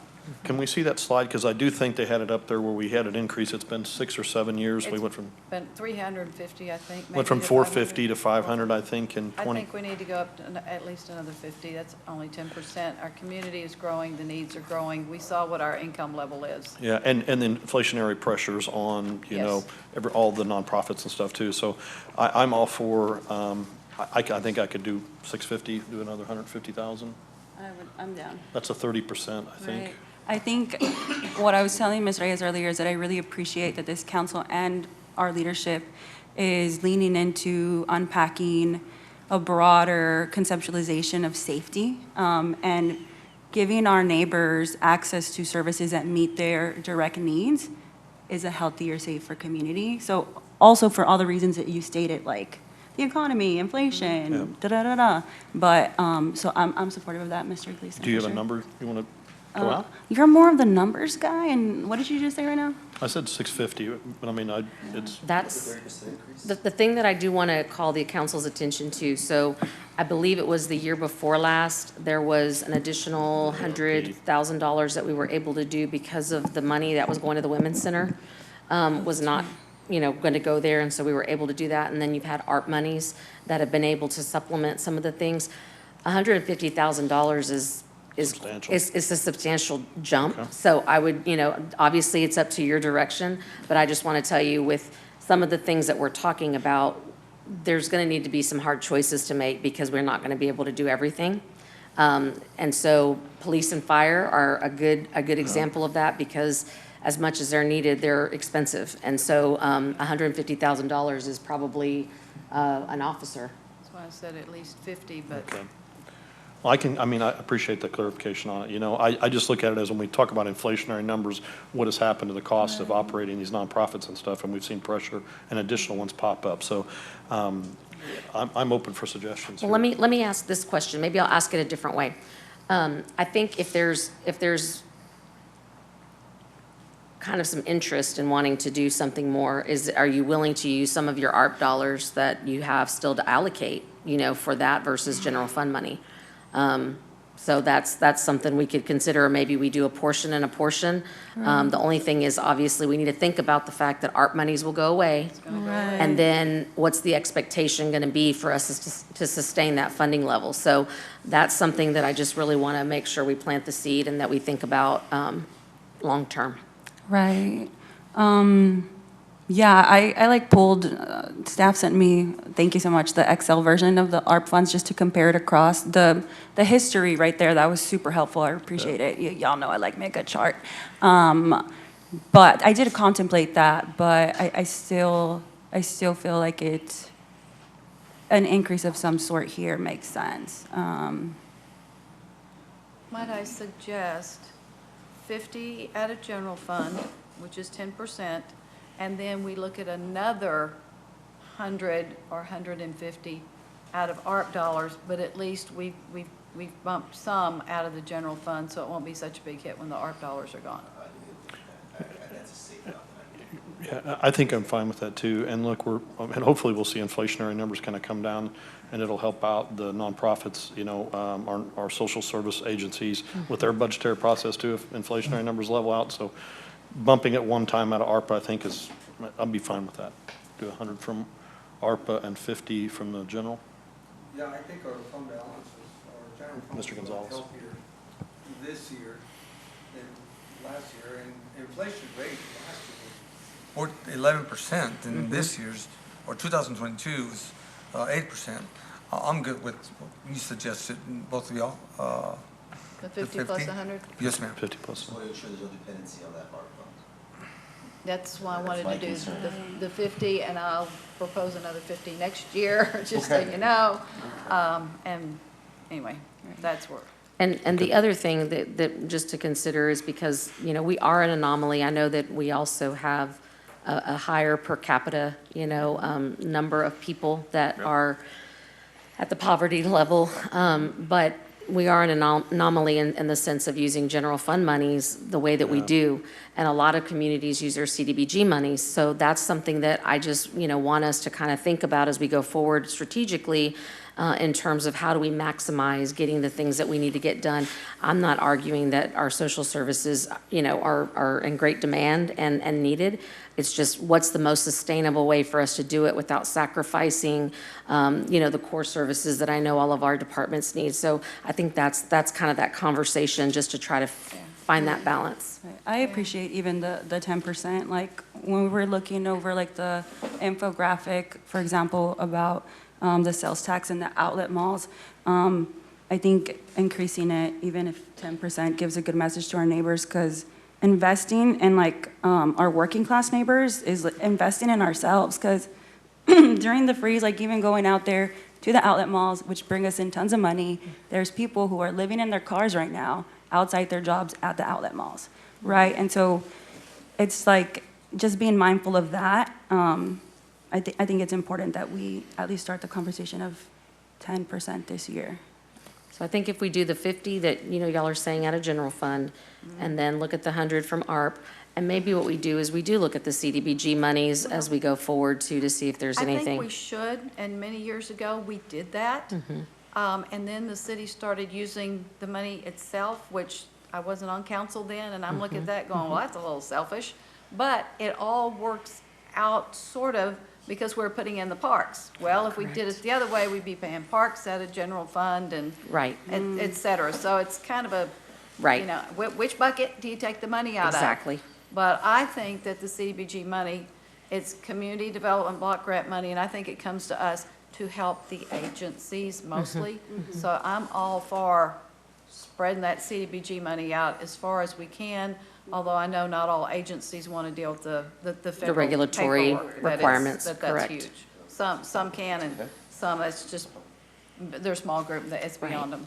But I'm all for looking at CDBG dollars for this, too. Okay, that's a great point, Mayor, about the, using that. And then just thinking about when we went on our inner city trip, we went to, or is it North Carolina? I don't know how to say it, Raleigh. Recently saw their budget conversation about ARPA funds, and they specifically put ARPA funding for being able to help nonprofits be able to better navigate other funding opportunities that require more of that, all that paperwork. So maybe that's something to be mindful of. If there are nonprofits that are not tapping into that other source because of what you just stated, like how can we leverage ARPA funding to either provide them with some kind of support, staff support or something, I don't know. Seed money for more return. I like it. Cool. And we do have a, as far as like grants and things like that, because, council may recall that that was also a request that you had, was how can the city help some of our nonprofits with grants? And so Mr. Meagle has been working with with Texas State to try to put together a survey. So we've got a study that's going to go out to the agencies to ask them, what does that look like? How can the city best support and help you? And so that's something that's going to be going out to our agencies and getting that feedback so that we're not, going at a kind of a widespread problem. Like how can we target and focus really and have the most impact? Right, but when I've been asking, it's mostly when we come across something, let them know it's there. Right. If nothing else, just let them know it's there, and then they can apply on their own, which doesn't cost us a whole lot of time. Also, I think there's much to be said about the concept about social service funding and supporting that and how it ties into public safety. Right. Cool. Okay, so we're all, I think we were all a yes for 50,000 additional from general and then looking at additional ARPA funds. Is that correct? Okay, all right. I wrote down 50K from general fund and 100K from ARPA. Yep. Okay. Yep. And then look at CDBG. And then look For at social CBDG. services. Yes. But we're looking at like a 30% increase. Is that gonna be our goal? It's, yeah. Well, that's what it is. What? I'm still just happy with the 10%. We'll work on that later. But, Well, with the sorry. ARP dollars, it ends up being 30, Okay. closer to 30. And my thinking on that was really just, we haven't adjusted that for a long time. And the additional need for resources and inflationary pressure on the services themselves. So that's kind of where I was going there. And I understand and I appreciated that you were reining us back in a little bit, that, but it's something that I think what Councilman Prather was bringing up that does kind of rely into everything else that goes on with public safety and other needs. Councilman Garza brought it up. And I was just like, Yeah, she did. But, Yeah, she did, yeah. there's a lot of need out there and we have to address it head Yeah. on. Thank you. And then, okay, so we're on to the next one. Identify areas to focus for HSAB or the Community Development Grant funding. So that led into the next question yes. pretty quickly, Have this so, yep. conversation? I think Yes. we just had this Just conversation. I Yes. think See we're- above line. Yeah, see above. So we've And I think got that we're- down. Okay, we were all yes on that. And I just want to reiterate again, the need for mental health services So I don't know if that's a conversation for an hour later, but when we talk about how we're going to be promoting the applications and stuff like that, trying to think of creative ways to make room for agencies who are supporting mental health. And so we can put that down as, yes, for looking at social services as areas of focus, and mental health can be one of those. Right. And then if there's anything else that y'all would like to articulate as we bring the budget policy For sure. back, then we can do that and include that. Cool. Thank you. Mayor Pro Tem, if I could add on that, just so for an awareness level, Chief Sanders is spearheading a local behavioral advisory team. First, I guess, formal meeting was held just a few weeks ago, and the next one is coming up next week. And there are truly leaders from every component of our community countywide that have a stake in mental health services in Hays County contributing to that. So I'm hopeful that we'll see good things coming out of that. Including formerly incarcerated individuals? Well, no. That's, well, no. Maybe. I don't believe so, but people that work daily with them are included. Perfect. I appreciate that. Thank you. I'm hopeful with the conversations happening at the county level and even among different cities in Hays County that we're making progress towards that. Thank you for the update. There's a nearby county that's looking at the number of folks they have in jail and the mental health services needed, what they're spending, and they're looking at just going out and creating something for the county because it's going to be probably cheaper. That's essentially one of the overarching goals of this group is to try and catch those folks before they end up in jail. Exactly. Prevention. Because they're in there because of some mental health or behavioral issue, and then also deal with the ones that are already incarcerated. Exactly. To take that money this way, spend it up front, help more people, and they just feel that's going to be a better way to spend their money, and I agree with them. Thank you for that update, Mr. Staff. Appreciate it. Okay.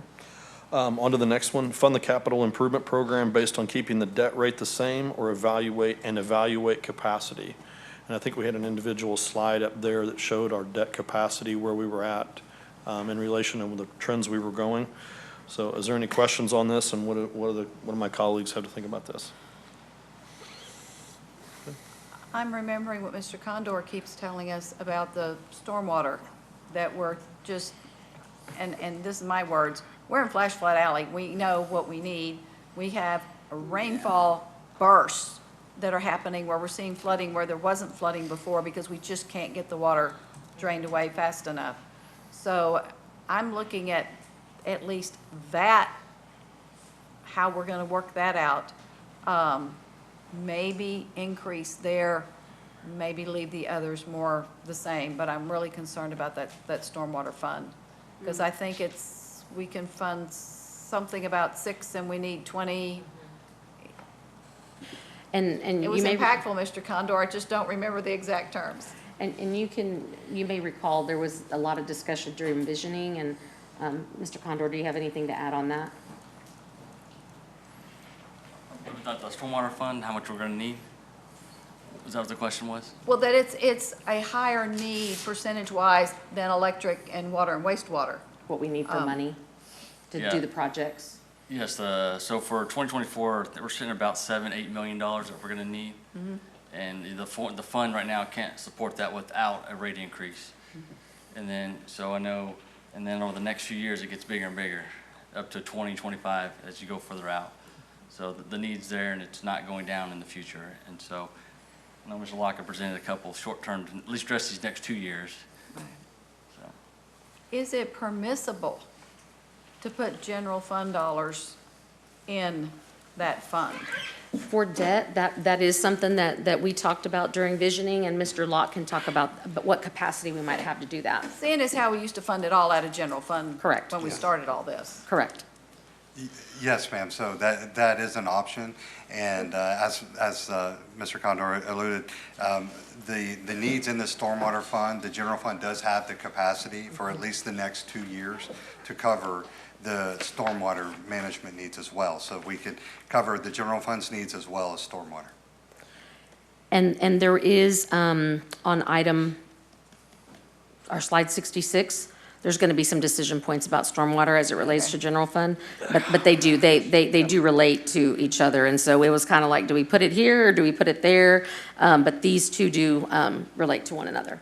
And there Yeah, will be some specifics on Yeah, and I had stormwater. scrolled down to that because I knew there were decision points to be had on that particular issue of stormwater, but they do all kind of overlap here significantly. Yes. And the deeper conversation of potentially using some general funds to help cover that, to help and supplement the enterprise, the CIP project. But there's the stormwater, but then there's the bigger question about, because of inflation, and as Mr. Locke and Mr. Condor have both talked about, construction inflation costs, and the fact that, we have all these things in the CIP programmed at certain dollar amounts, and those dollar amounts aren't able to buy what they were when they were originally programmed.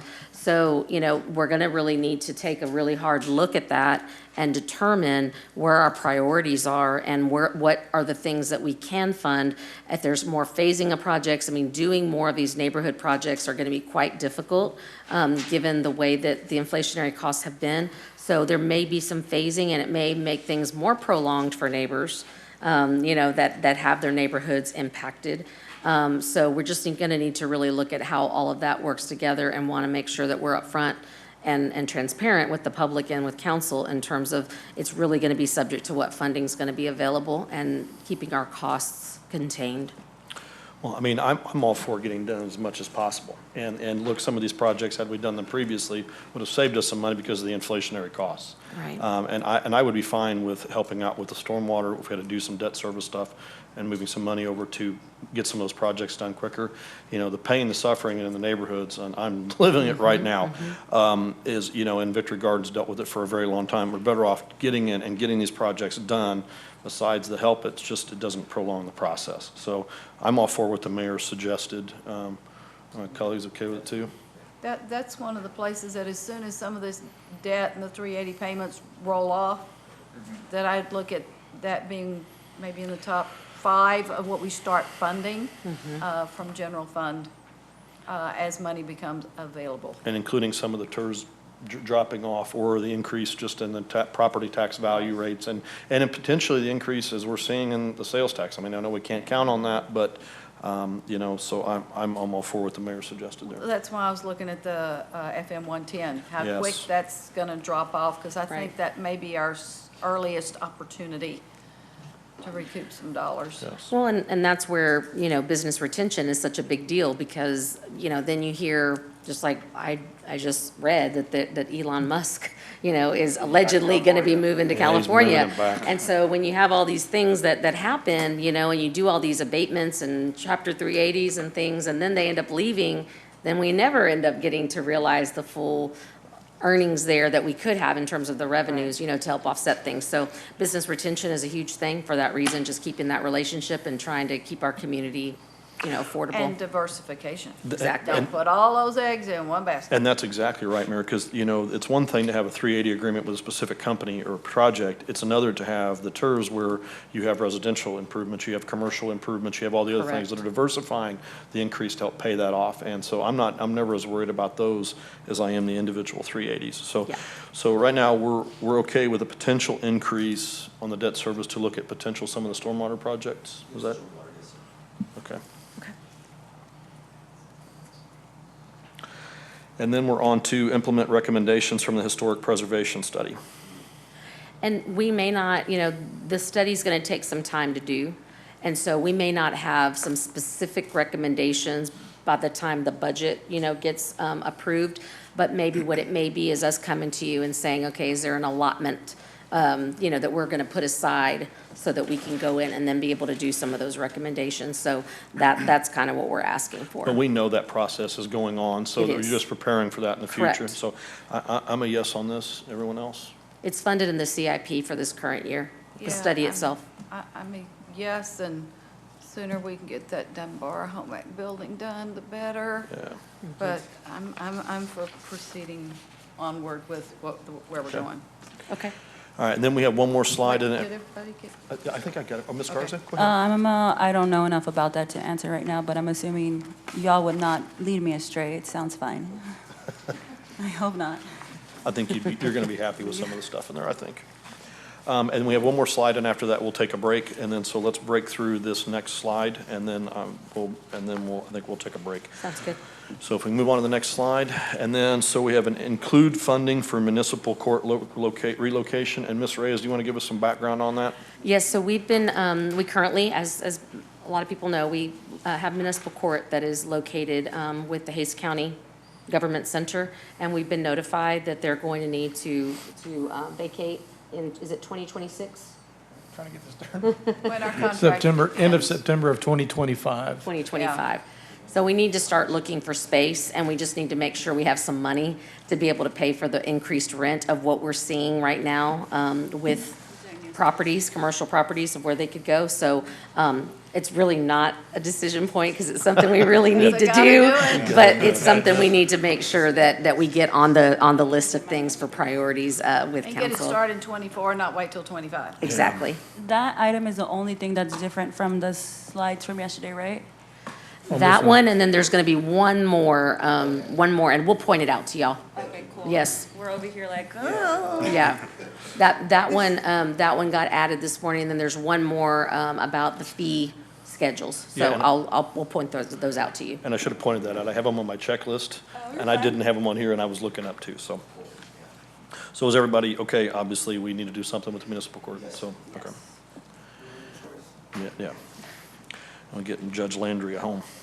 Love her. And then, so next, explore methods to balance the use of debt and cash for capital projects by increasing cash funding. So a little bit of background. Sure. I'm going to Mr. have Locke? Mr. Locke do Yep. this one. Sure, and what this is, that we didn't provide any information during the presentation for this, and this is just to see if City Council is interested in us in exploring this. An example of this would be some cities where sales tax is the primary revenue source within the general fund, will have a policy where the city will operate off of a certain percent of that sales tax revenue. So let's say it's like we start at 99%. So our recurring expenses will be off of 99% of our sales tax revenue.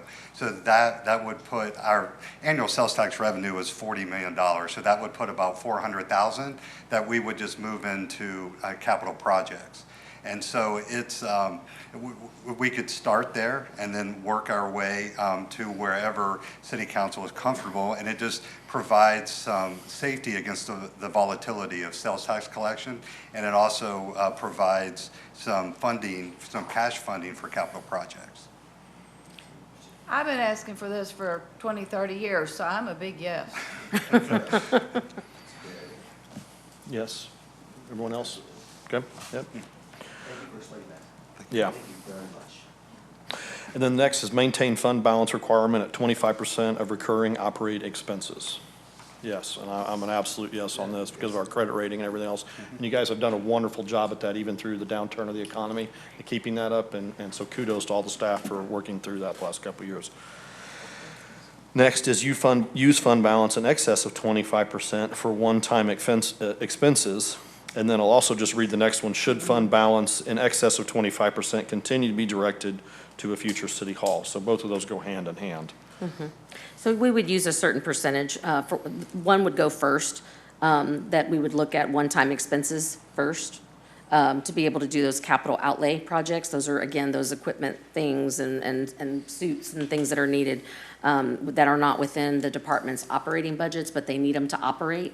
And so we would look at that first, and then anything that's left over, much like we did this year, then we would want to put that over to a future city hall, just to have that dedicated funding source that we can use and cash fund a portion of city hall potentially in the future. Mayor, you got any comments? I'm a yes, but I'd like to see a lot of that going towards a new city hall, or we're never going to get there. Yeah, I mean, my hope is that revenues keep coming in above expectations, and with your conservative budgetary processes the last few years, that we'll maybe see some additional funding. But the mayor was right that I'm concerned that if we look at some one-time expenditures and the excess then go into a city hall fund, we could be in for a long. Well, it's not as, like this year, from different years, it depends. It's 500,000 to 800,000 or something like that. I think this year we did 1 million or 2 million, I don't remember what it was, because we had some excess money for one-time capital outlay. But we did, it was really a catch-up year, though, because there were several years that the departments got nothing because of all the Because of downturn and COVID stuff. Yeah. Yeah, so Yeah, we had some would catching up. try to keep that pretty steady and stable, you know? But you're exactly right. We're gonna use the lion's share. We would hope to use most of that to go towards a new city hall. And I'm okay for the one-time expenses because you guys have done such a good job, and I'm sure you're gonna, and you know the need for, and the bulk of it needs to be shifted over to a city hall Yes. potentially, so. Any comments or questions from? I think we're decades behind on where we need, for a new city hall, and we really need to start making those kind of investments now. And we are talking, you know, and looking at different alternatives that could help us with public-private partnerships and things like that to help us with getting that going. But having this dedicated revenue or funding source is going to really get us to make this more of a reality than just on our wish list. Well, and this will be a good way for us to keep the budget under control. Correct. And if we do see additional sales tax revenues come in, that you'll have that additional funding, you know that you'll have a goal in mind for it, so. All right, the next one is keep local property tax exemptions at current level. Is that like Homestead? Homestead and senior. I have a question. So obviously, at the State of the State the other night, the governor made it one of his emergency actions for sales tax or for homestead, property tax relief. And I know there's been at least one Senate bill filed by a lieutenant governor in the Senate to do potential, a pretty big expansion on the homestead exemption. Can you kind of explain the ramifications to that if the state were to implement a $50,000, $75,000 individual homestead, what that would do to us budgetarily? Well, that would compound, because if the council, you know, if the state does something and then the council, you expand that, then that slide that showed the lost revenue to the general fund, then that would be even greater. And so, so it's helpful possibly to wait and see what happens with the legislature, see if there's something there, before we go out and start budgeting for additional exemptions, if that's okay with the council, just because that is going to make it more difficult. Again, we're taking $50,000, we're saying we want to increase staffing, we want to do these things, but then we're not getting the money to be able to do it. And I wanted you to clarify that for the public, because that's exactly what I was thinking. And I am not going to push for any change until we see what the legislature does. And it looks like there's really kind of bipartisan agreement. There's going to be something done with property taxes. So I'm willing to leave this alone until now. But that being said, if they don't get something done, I'm going to personally be wanting to move the ball a little farther forward for our local homestead exemptions. But I'm not going to push for anything now until the legislature. So, Not sure those feelings exactly. Okay. I'm on board with that. I appreciate the background, what the state has brewing. But, so what you said, so we're gonna wait to hear what's up. And then at that point, like, then we bring it back, or? Well, we have to talk about this anyway. We have another workshop. This is a Okay. long process, right? And there's just going to be a lot of questions in general, what all this is going to, there's a lot of discussions from everybody who's starting their 2024 budgets of what this is going to look like. And Okay. it could be across the board that they may not do homestead. They might just do some direct relief. I've seen that discussed too. So we have no idea if we're going to see additional funding come in or if they're going to slam us with a homestead exemption. So I'm willing to just let this be until we can figure out what this is going to look And not like. only is it with that, but then it's also with what we're hearing, you know, as far as what's being considered with looking at the city's ETJs. And, you know, if you don't have all the services that you provide, that they can say, oh, you can Opt out. automatically de-annex. Yeah. So there's a lot of different potentials that could hurt the revenues of the city and really cause some concern for us in terms of where we're looking to get and make up for that. So that's the caution. Also, what is the timeline for the council if they wanted to make any additional homestead exemption or senior freeze or exemptions? What's the timeline for getting that to the appraisal district? I believe or it's the tax July. office? Yeah. It has to July. be done by, Okay. before Okay, I July. think that was the question I was getting at, like, When's session then? I'm Memorial sorry. Day. Memorial Day. That was the point I was going to make, is we'll know by Memorial Day. Yeah.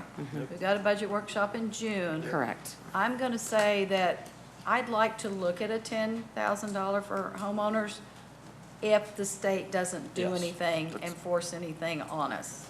So that's where I am, is I'd like to put a little bit more out there, but I'm Yes, not ma'am. committing to that until we know what they're gonna do to us. Who Yeah. governs in a case like this? Is it the city or the state?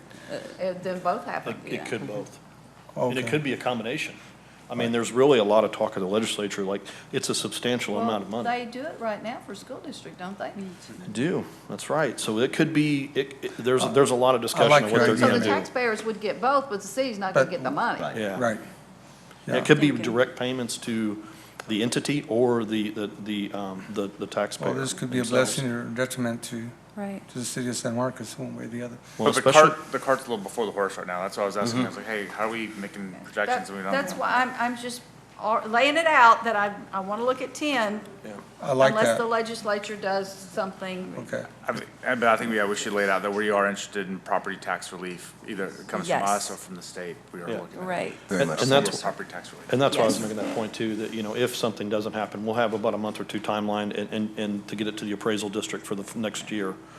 So But we would probably have to decide at our July. June workshop, which is the last week of June, and we don't get those certified rolls, that's not due till July 25th. Correct. So we may still be in a state of, we don't know what we need to know in order to make that decision, to make the deadline. So- And that's what we kind of went through this last time, Yeah. was we approved the budget, and then y'all did it for the next budget year. You know what I mean? So it may not, we may, depending on Right. the dynamic nature of what we're all trying to monitor, it may be that it really doesn't go in effect for the upcoming budget year and would rather would instead be the following budget year. So we just need to play, and kind of see what we're hearing. We need to know for sure what that date is. So we'll find out what the date is. I know that, yes, we don't get the certified rolls until the 25th of July, like you said. Right. But we also have a meeting on the first meeting in July, if there was something that needed to be considered, from what I'm remembering, but I don't know, Liz, you have the council calendar, I think probably. we've got an early August budget workshop, and it's set to give the appraisal district time after the 25th and the county tax collector, assessor collector, because she's got to do a bunch of She's gotta do computations. that. And the school districts are all waiting for that too. Mm-hmm. And so I think we put our budget workshop in August to be late enough that we'll have benefit of the July 25th data. Is it the 15th? 15th Okay. August.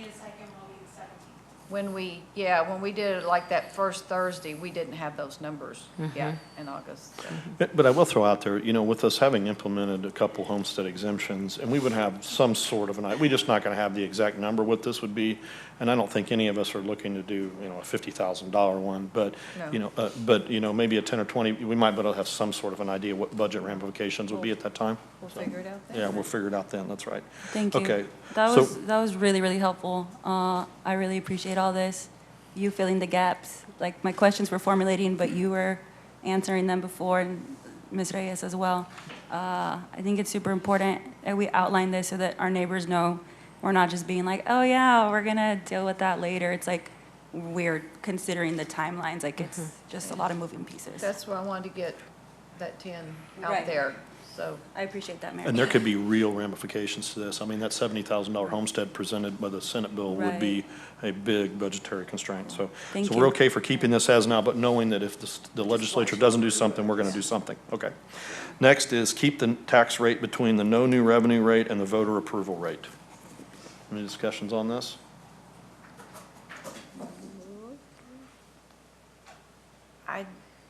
I don't want to increase the rate this year. I think legally, this is where we have to keep it, is between these two Correct. guardrails. So that has to be a yes. And I would have a really hard time voting for an increase, knowing what our increased tax base is. So I'd like to keep it at not any higher than what it is now, and maybe a penny lower if we can. If you're wanting to do exemptions and you're wanting to add all these things, I don't know how that's real feasible, to be honest with you. But I think keeping it at the same rate is what it's going to have to be probably. And so we'll do our best to keep it there, especially if y'all are looking at adding additional revenues to come off out of our coffers. That's gonna, And I'm looking at the increased tax base. It's not like we're doing this with the same tax base we had before. right. And these two guardrails are pretty, both sides of the extreme here, right? Like the no new revenue rate and the voter approval rate are big Correct. gaps. There's a lot of leeway in that, so. And yeah, that's why we're trying not to hand tie y'all right now Yeah. or hand tie us, because it's still so early, you know what I mean, in the process to really make some of those, like, we want it to be at this exact rate, you know? But, you know, our goal is not to make it go above where it is, unless there are some things that y'all are asking for too, that I'm like, we just don't have the capacity to do it in that particular way. And we'll be honest and we'll be upfront and we'll tell you, and then we'll have some hard decisions to make as a team, you know, and trying to figure those things out. But we'll keep that open mind, if y'all keep that open mind, and we'll try to make sure that we try to stay at that same rate that we currently are. And I'm with the mayor on this one, that, you know, no matter what, I'm not gonna vote for an increase. That's just, I'm not gonna be for that at all. And I may be for keeping it the same if we can do exemptions. Exemptions don't have quite the budgetary ramifications of lowering the rate. And lowering the rate impacts all the commercial businesses. Homestead actually help homeowners. It doesn't help the renters, but, so that's where I'm at on that. Any more discussion on that? No, I agree with that as well. I guess with all these new homes being built, it's about time we reap some of those benefits and maybe decreases a cent or so if all possible. But definitely not in favor of an increase. And the thing with that is just remembering the growing community also requires more resources to do that. And so we just need to make sure that we're balancing those interests as much as we can. But I hear you loud and clear. I mean, and it's something that it would not be for us to come back and say, oh, we need this huge increase. But again, it's got to be something that is realistic with what y'all are asking us We'll make it work to do somehow. too, right? Mark? And something for everyone to remember is if you see something go up this year, it's not assessed until the first of next year, and we don't get the money until the year after that. So it's between 1 and 2 years when you see something go up before we actually Good see point. the tax dollars in our pocket. The one other thing I wanted to throw out too, and this was, I found a discussion online about this, was if the state were to mandate a significant homestead exemption on us, we may have our hands tied to potentially have to raise rates to offset that. And it's something I want my colleagues to understand, that we may get our hands tied by this a little bit. So I say that I'm not going to be for a raise, but we may not have much of a choice of compensating for that homestead exemption by taking that onto the non-homestead Thanks for exemption. It'll be more acknowledging just to that. raise the same amount of money. That's exactly right. So it may get a little Yep. complicated, so I just wanted to clarify that You're that was a right. great article that I read up on that. Okay, and we have any other considerations, staff, any other comments, questions from us? Where are we on this one? We're done on this, and we're on to No, the, wait, where are we on this one? oh, I think everybody was keep it in between the no new revenue and voter approval rate, right? Yep, That's a pretty wide range. that's a Yeah, big it wide is. range, guardrails. But we're gonna, with a goal of not increasing it based on, you know, where we are now. Okay. Is that where we are, don't increase? Yes, ma'am. Staff, do you need anything else from us? Not on Questions? general fund, right? Correct. Colleagues, anything else on this before we take a break? Not on general fund. Okay, all right. Thank you very much. I think that was the bulk of it, but we'll finish up when we get back. And let's take a 13-minute break. We're adjourned at recess at 7:37, be back at 7:50.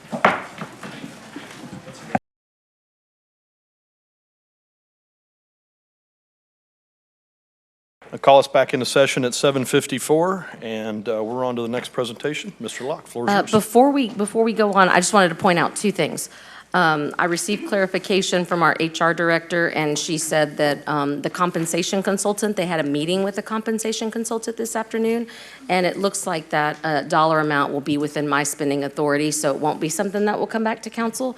However, that doesn't negate the ability for us to still keep the council and the organization updated by us doing it in the city manager weekly report and stuff like that. So we can make sure that we still keep y'all updated of what's happening, but just wanted to make sure I clarified that.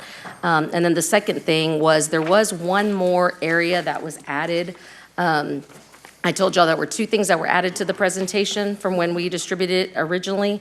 And so the first one was the one that we talked about with the municipal court. The second one was on the do you know, remember which slide it was, Hayden? I think it was no, it was the considerations, all funds. And all it was basically just letting the council know that the desire would be for us to get on a regular rotation of fee reviews. And so what I've asked Mr. Locke to do is to get the fee ordinance and really look at how we're going to review fees, because we've done Parks and Rec, we've done Development Services, but now we want to look at, okay, what comes next? We're going to be on an impact fee year, and they need to be tried, those need to be tied to master plans, but just wanted to make sure we have a regular schedule. So that was the only other, it's that last bullet right there where it says develop a plan to regularly review fees, and impact fees will be tied to master plans. So that was the other bullet. 4 years ago, we were supposed to divvy them up in thirds, impact fees separate, because there's a legal thing to that. Correct. And do 1/3 of them every year. So we've done it more by functional area. And so. Oh, y'all figured out what was in each third. Correct. So now Mr. Locke is going to actually do a formal plan so that we're regularly doing those on an ongoing. better. So that's what that item is, and it was something, again, that just kind of was like, let's get that in there just so we make sure we memorialize that and have that on our work plan to do. Yeah, and the big thing with that is just in case there's turnover, change in council, staff, That's finance right. directors, that it's set in stone, they walk in, that plan is That's in right. place. That's right. Thank you. That's So- that master calendar I talk Yep. about. Yes, ma'am. So that's what we have, that's what's there, and I just wanted to make sure that I pointed that out to y'all. Okay, Thank you. all right. Mr. Locke, the floor is yours. Thank you again, Mayor and City Council. I'm going to put us back to the slide that we were on. There we Okay. And now that we have finished the general fund, the city's largest operating fund, we're going to go into the enterprise funds and begin with the city's second largest operating fund, which is the electric utility fund. We'll begin the introduction into the electric fund, just as we do with the general fund, with just a brief overview of the fiscal year 22 activity and the fiscal year 23 budget. So in fiscal year 22, we exceeded both our revenues and our expense budgets for 22. The total revenue we brought in was 104% of the budget, and the total expenses was 102% of the budget. On the revenue side, the electric service user charge revenue came in pretty much right at what was budgeted. What really helped us be able to cover our the increase in expenses was the Ferguson revenue. We had budgeted $500,000 for that, and we received $2.7 million. On the expense side, the purchase of power was the expense budget, and that is something that the city doesn't have control over. That's a pass-through charge that comes through the city. And as you can see, that's actually the first expense category listed. The budget was $35 million, and the total expense was almost $41 million. And as I noted at the fourth quarter financial update in December, we spent $14 million of that budget just in the fourth quarter alone. Which is, that's 39% of the entire fiscal year budget. All in all, though, we pretty much balanced out revenues and expenses. We began the year with a $13.9 million fund balance, and we finished with a $13.9 million fund balance, which is 84 days of working capital, and our fund balance requirement is 60 days, so we met our fund balance requirement. We also have listed how much funding we have in our rate stabilization reserve, and there's $777,000 in the rate stabilization reserve. For fiscal year 23, the total revenue budgeted is $65 million, and the total expense is $66.8 million. The difference with that is some one-time funding, some capital funding requests. If you look down the fourth line up, there's a total of $2.2 million in capital funding. So all of the recurring expenses are being covered with recurring revenue. We're estimating to finish at a $12.2 million fund balance, which is 72 days. So we'll still be above well above our 60-day minimum. This next slide provides a 5-year look at the electric rate increases. It has the three main residential rates, the small general and the medium general. And below, it shows what the recommendation from the Citizens Utility Advisory Board was during that same term. There was actually only one increase during this 5-year term, and that was in fiscal year 22. And I believe the utilities director has commented that there wasn't a rate increase in the electric fund for several years before that as well.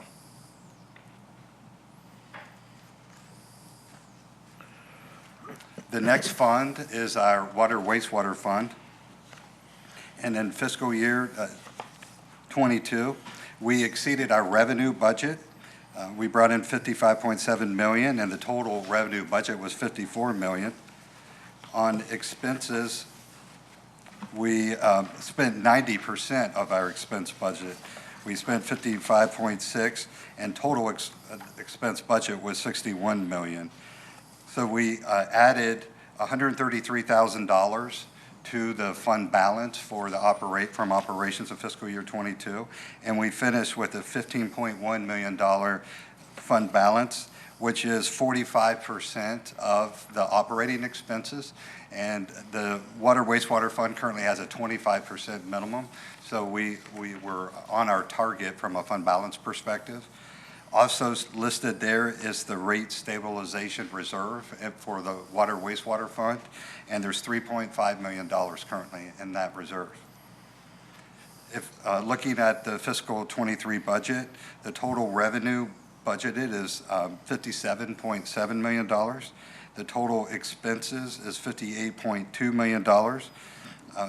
On the expense side, the recurring revenues are covered by the recurring expenses. It's the one-time expenses for capital-related items you'll see of $1.7 million that are making expenses be more than what the revenues are. We are estimating to finish with a $14.7 million fund balance, which would be a 39.6% fund balance, which is still well above the 25% target as it is right now for water wastewater. How much over 25% was it? Do you know? Just an estimate if you don't have it. It's okay. I was just curious if it was at 30% or 26%. Well, it was it was about a 15% difference and so I would say it was probably in the neighborhood of about $1.2 or $3 million. Okay. Thank you.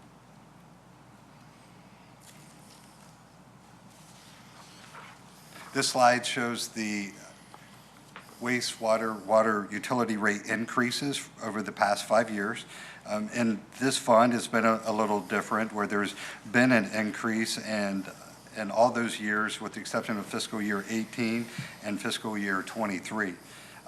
Also shown is the recommendations from the Citizen Utility Advisory Board, and the recommendations from the board is what ultimately was adopted by City Council.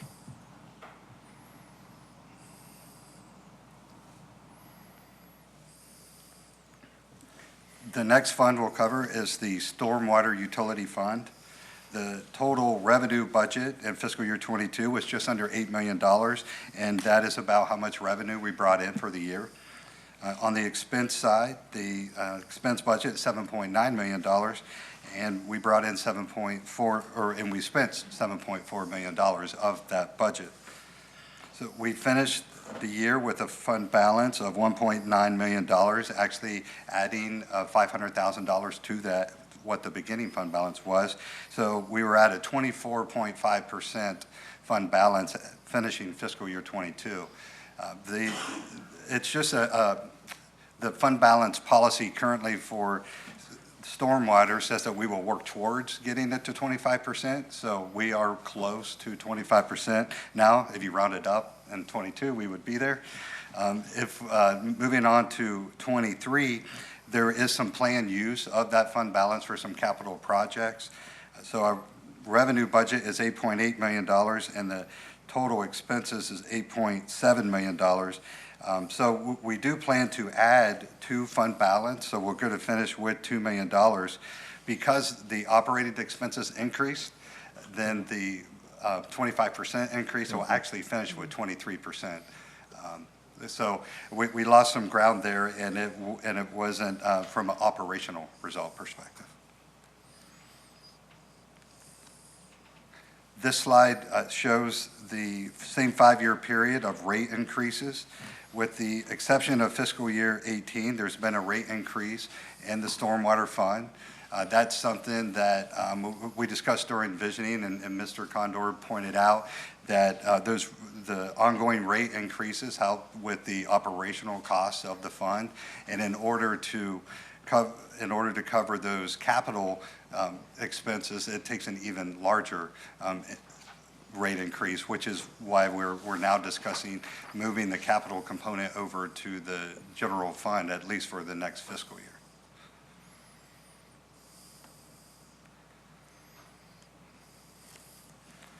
The next enterprise fund is the Resource Recovery Fund. The fiscal year 22 budget for revenue was $6 million, and we brought in 102% of that, just over 6.1. The total expense budget is 5.9, and we spent 95% of that. So we added about $450,000 to fund balance through operations, finishing at $2.4 million. There isn't a fund balance requirement within this fund. My understanding is we're saving that fund balance for improvements needed at the household hazardous waste facility. In fiscal year 23, we'll begin with that $2.4 million, and we're estimating revenue to come in at $7 million, and the operating expenses will be $7.2 million, with the difference being some one-time expenses of $200,000. This slide shows the change in resource recovery rates over the past 5 years, and with the exception of fiscal year 18, there has been an increase in each year from 19 through 23.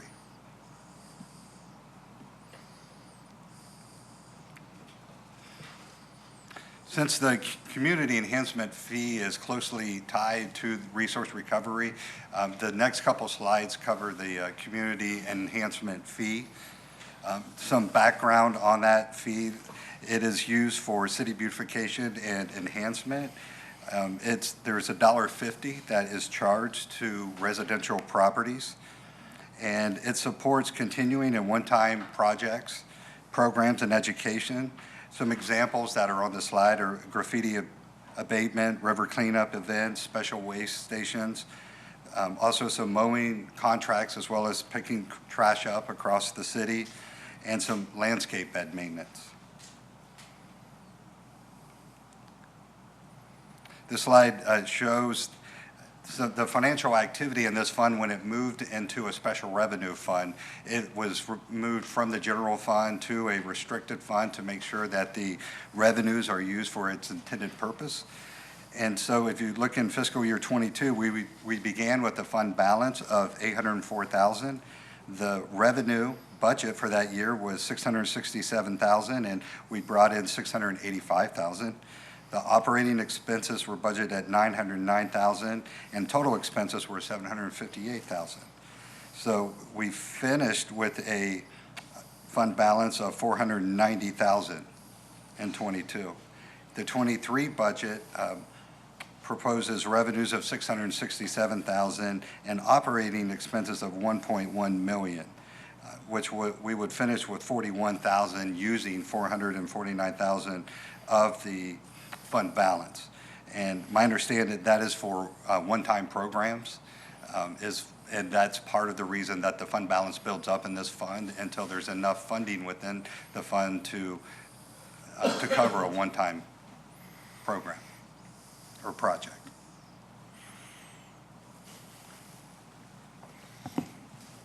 This is also a fund that when I voted for it, I was hoping that we would be able to do some fixing of things that don't look all that well in our community. And so I noticed you didn't have an other considerations on this one, but can I just add something that I would like about this one when we get there, or, okay, I'll do that then. Thank you. The final enterprise fund that we have is the airport fund. In fiscal year '22, revenues exceeded budget by 4%. We brought in $793,000, and expenses were under budget by 10%. I'm sorry. Thank you. So we finished, we began the year actually with a negative fund balance, and we finished the year due to positive operating results with a positive fund balance of $52,000. Fiscal year '23, the total revenue budget is $767,000, and the total expense budget is $765,000. So if that is recognized, we'll add a little bit more to the airport's fund balance and finish with $53,000.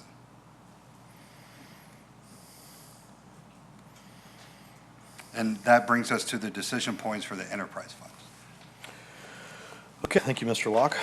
And so they have a couple questions on here for decision points for the enterprise funds. And the first one I have here is if we can go down one more to the stormwater section. I think that's where the actual questions begin. Down one more. Well, these are, do we want to do this? That's a question. The evaluate rates. Yes, yeah, okay, there we go. Okay, my slide numbers are different. Because I had the slides from the presentation, the numbers are just a little different. Yeah, okay, that's what was throwing me off. All right, so the first one here is evaluate rates and determine if an adjustment is necessary based on the rate model of the Citizens Utility Advisory Board recommendation. Don't we always do that? I thought that was standard practice anyway, but I just wanted confirmation. Want to make sure that's what y'all want to do. Colleagues? Yes? Yeah. Okay. And the next one is a couple-part question on the electric fund here. Explore establishing a community benefit charges. Do you want to look? What does that mean? Yeah, I was looking for an explanation. Yes, sir, and I would, if council would allow, ask Mr. Tyler to respond to that.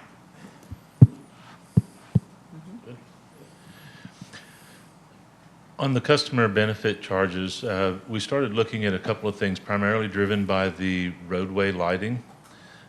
We currently have our roadway lighting was replaced with LED lighting starting in 2017. LED lighting in that application typically is stated to last 10 years. You start seeing a decline in performance at year 7. We did a $2 million project paid for out of electric fund.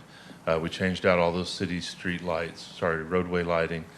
And so we're at year 6 already. And so we need to start thinking about how can we build up some funds to be prepared for what is not going to be a $2 million change out next time, but probably double that, right?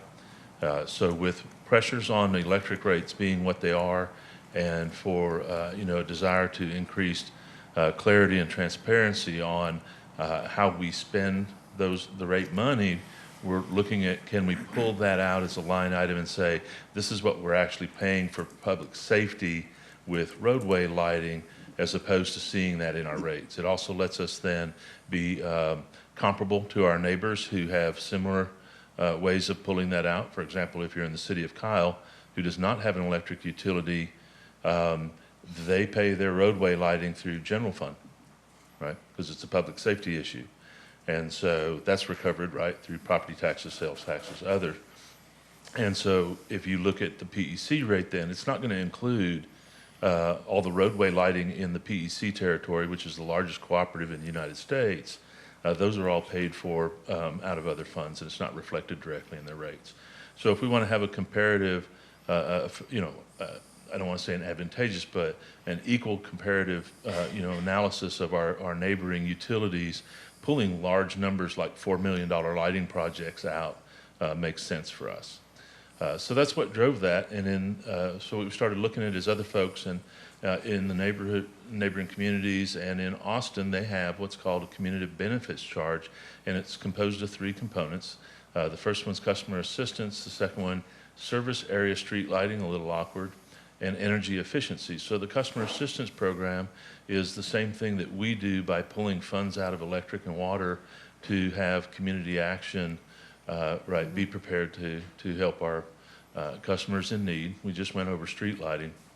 And energy efficiency, we picked up on that because a number of times in the last couple of years when we talk about how to spend our money improving, replacing windows, doing insulation systems, those kinds of things, we always hit this point where we go, okay, well, I can change 2 windows out on this one house, 3 over here, and I can put some insulation in the attic over there, and nobody actually gets a complete product. So we're looking to say, if we do some analysis on that and bring you something, would you be interested in establishing a fund that would actually let us be much more targeted, effective, and do whole house type improvements as opposed to just trying to plug and patch here and there. So there's just some things that we're looking at. We'd like your approval to go through and do the analysis on that, and at some point bring that back to you.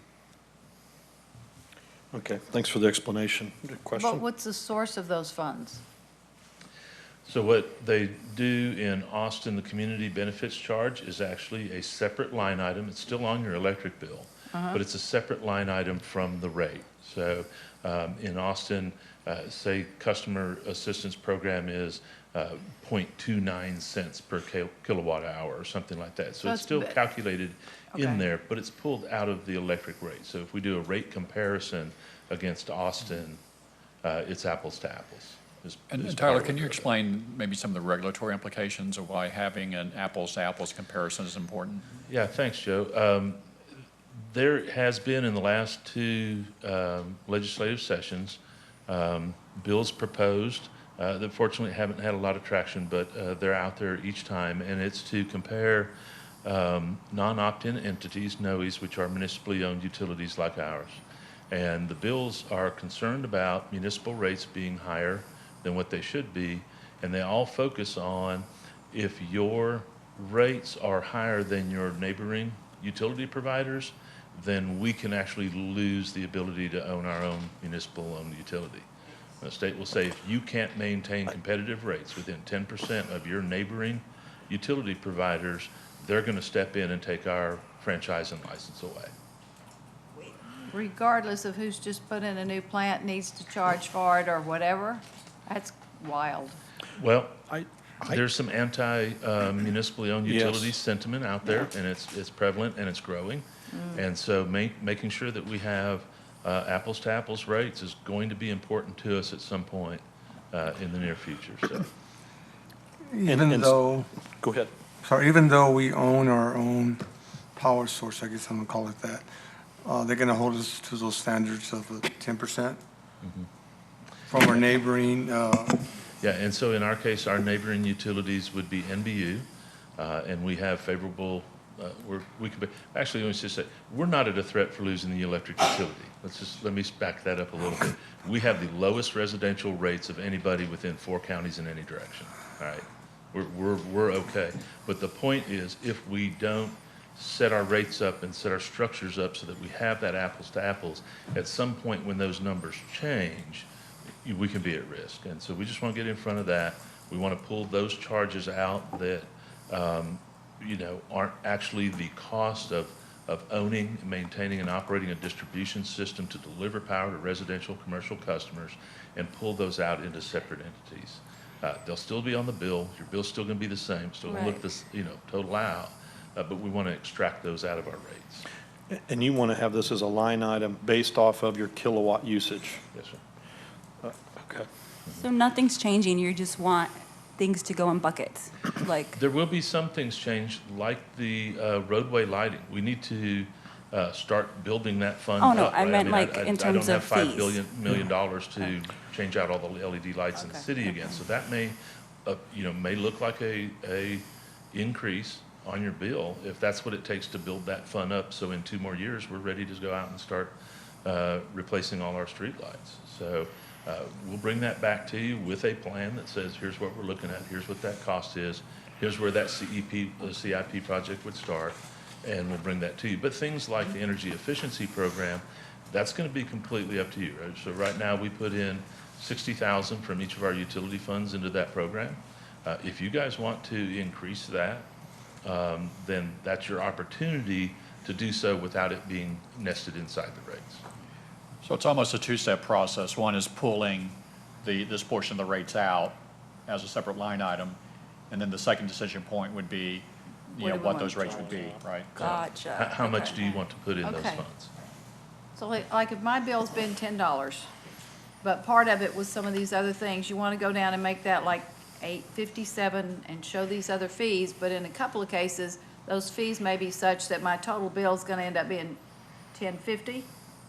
And that's, when we pull those out, that'll be the Okay. decision point you make on those 3 numbers, is what do you want those to be? So yes, you'll have the choice of whether you stay at $10 or whether you go to $10.05 or $10.50. The main thing I'll say to that is if we, when you bring those proposals forward, if we decide to move that direction, is that we see an average cost as of now, like if we can get some sort of an average household breakdown. Yeah, we can do that. Okay. I'm okay for looking at this, and I think your explanation of, I had seen those bills filed previously about the municipally owned utilities. I never really paid a lot of attention to them because I don't think they're getting a lot of a push, but it could be something that's extremely dangerous to us if that were to ever happen. In the 87th, Shortner's bill started getting traction until Uri hit. And Yeah. after Uri hit, everybody was about market design and weatherization and power plants. There's some other things going on with that same committee right now, so it may not get traction this year, so, but it's coming back.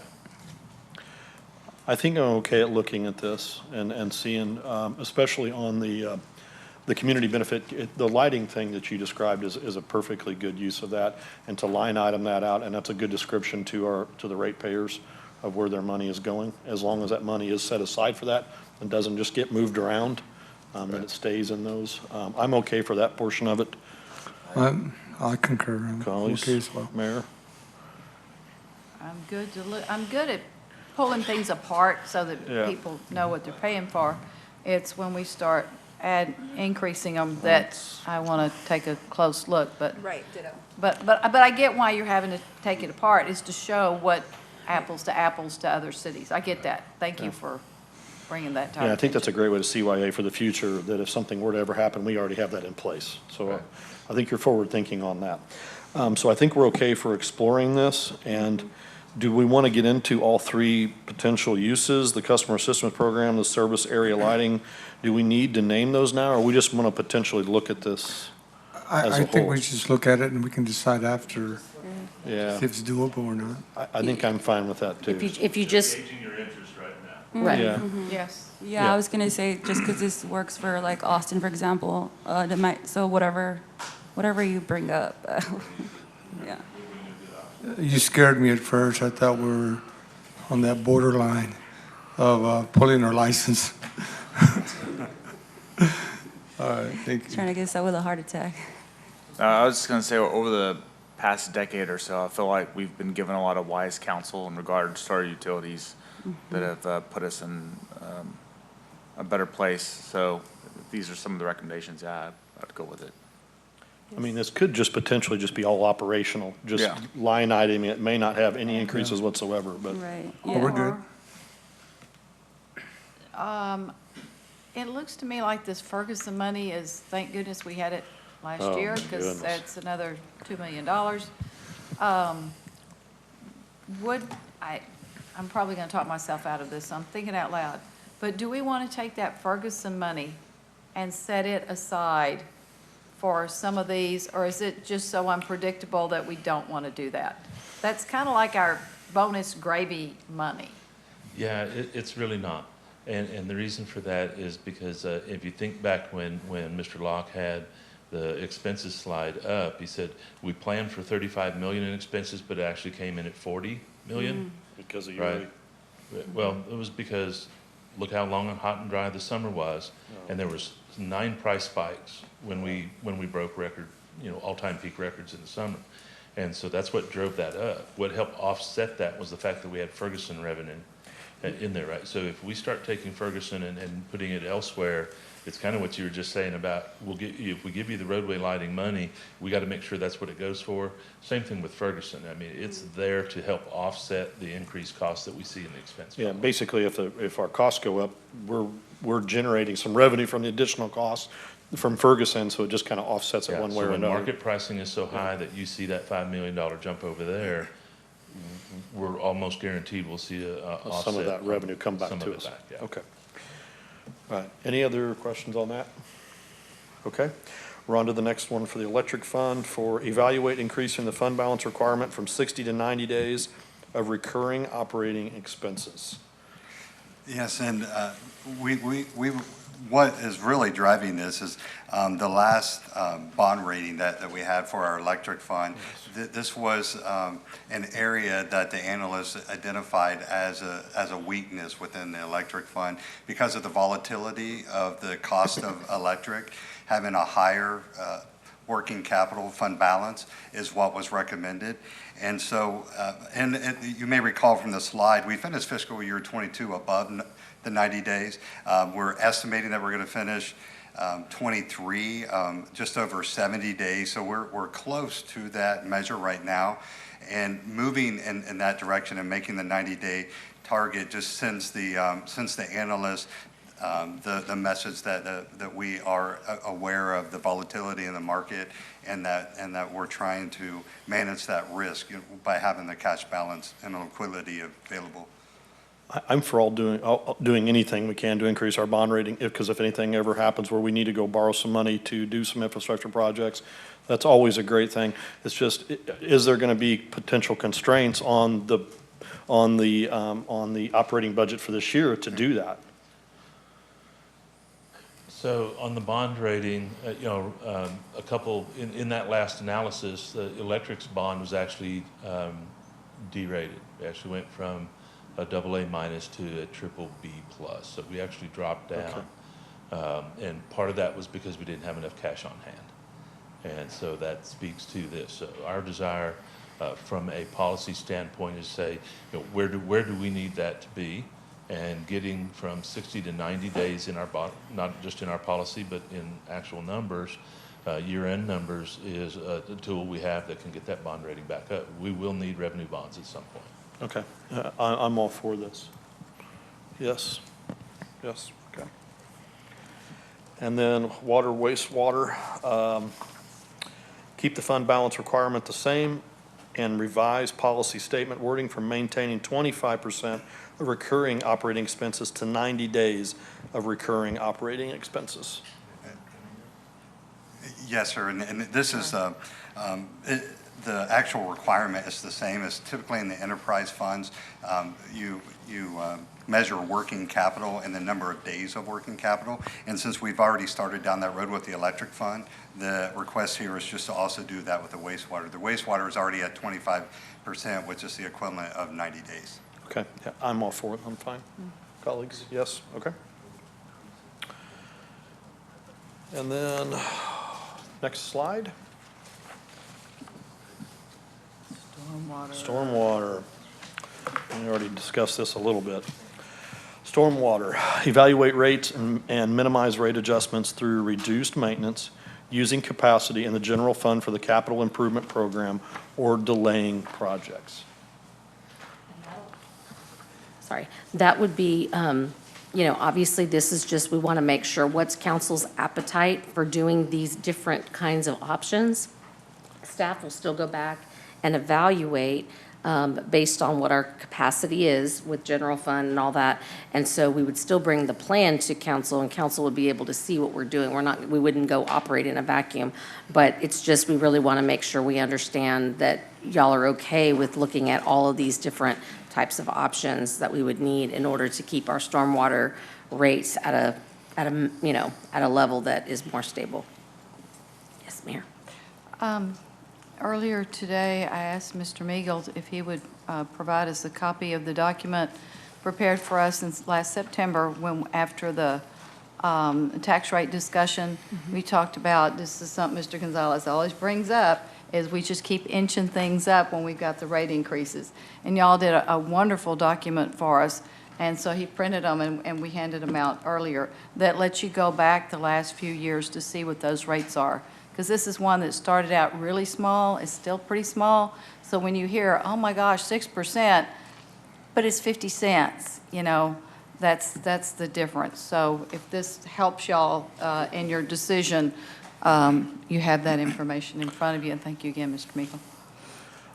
I think I'm fine for being flexible on this. If there was one part of our capital improvements that need substantial help, I think it's the stormwater side of things. I think the electric utility isn't going to be looking at these huge, large capital improvement projects that need to be done in existing neighborhoods, let alone the future projects we have going on. So I'm okay for looking at the general fund. I hate to see delaying anything, and then you know, the reduced maintenance you hate to see. So I would rather us think out of the box a little bit, and I like that conversation about the general fund possibilities earlier. It used to be all general fund. Well, and that's the thing about it. Look, if we had to look at what we use a general fund for, the majority of it is for staff. But if we had to take money and move stuff around, I mean, the stormwater situation is a major problem all over town. And it's exacerbated by the exponential growth that we've had in the community. So I'm all for using some additional general funds if we have to, if it isn't going to hurt the other things that we're all talking about. So I'm willing to give staff flexibility on this. Well, and it's $1 or less a month, but yet what we're able to do is fix, and it's a whole lot more than if the rains come and it doesn't drain, and now you've got some real expensive repairs at your house. And I think this is an easy one to explain to constituents that, yeah, we did a rate increase on the wastewater, or the stormwater, but it went up 25 cents. But look what the one project we could potentially fund with that. I think that's an easy pitch to constituents. Yeah. I actually stand behind this, yes, sir. But Saving thousands of dollars. Yeah. Yeah, potential damage alone, and right? you're putting more insurance that these neighborhoods Does will that be make protected. sense, Ms. Garza? I can feel the wheels turning. Sure. Trust falling. It sounds like it makes sense. Okay. Staff, is that all you Yes. need from us? Yes. Is that just the first one? or That's you just the asking? first That's one. the first one, right.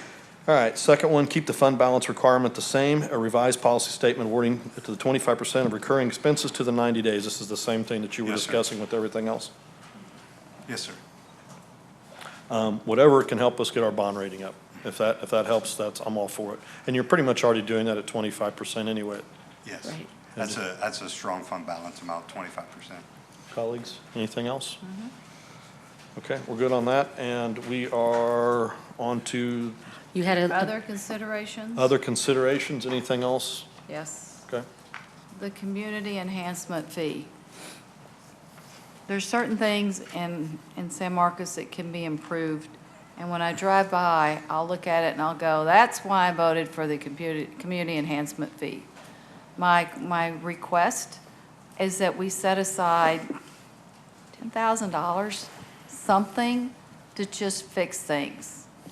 And the first one is at the intersection of Hunter Road and Wonder World Extension, where we have the two T-posts that are out, that we advertise the native plant sale or whatever.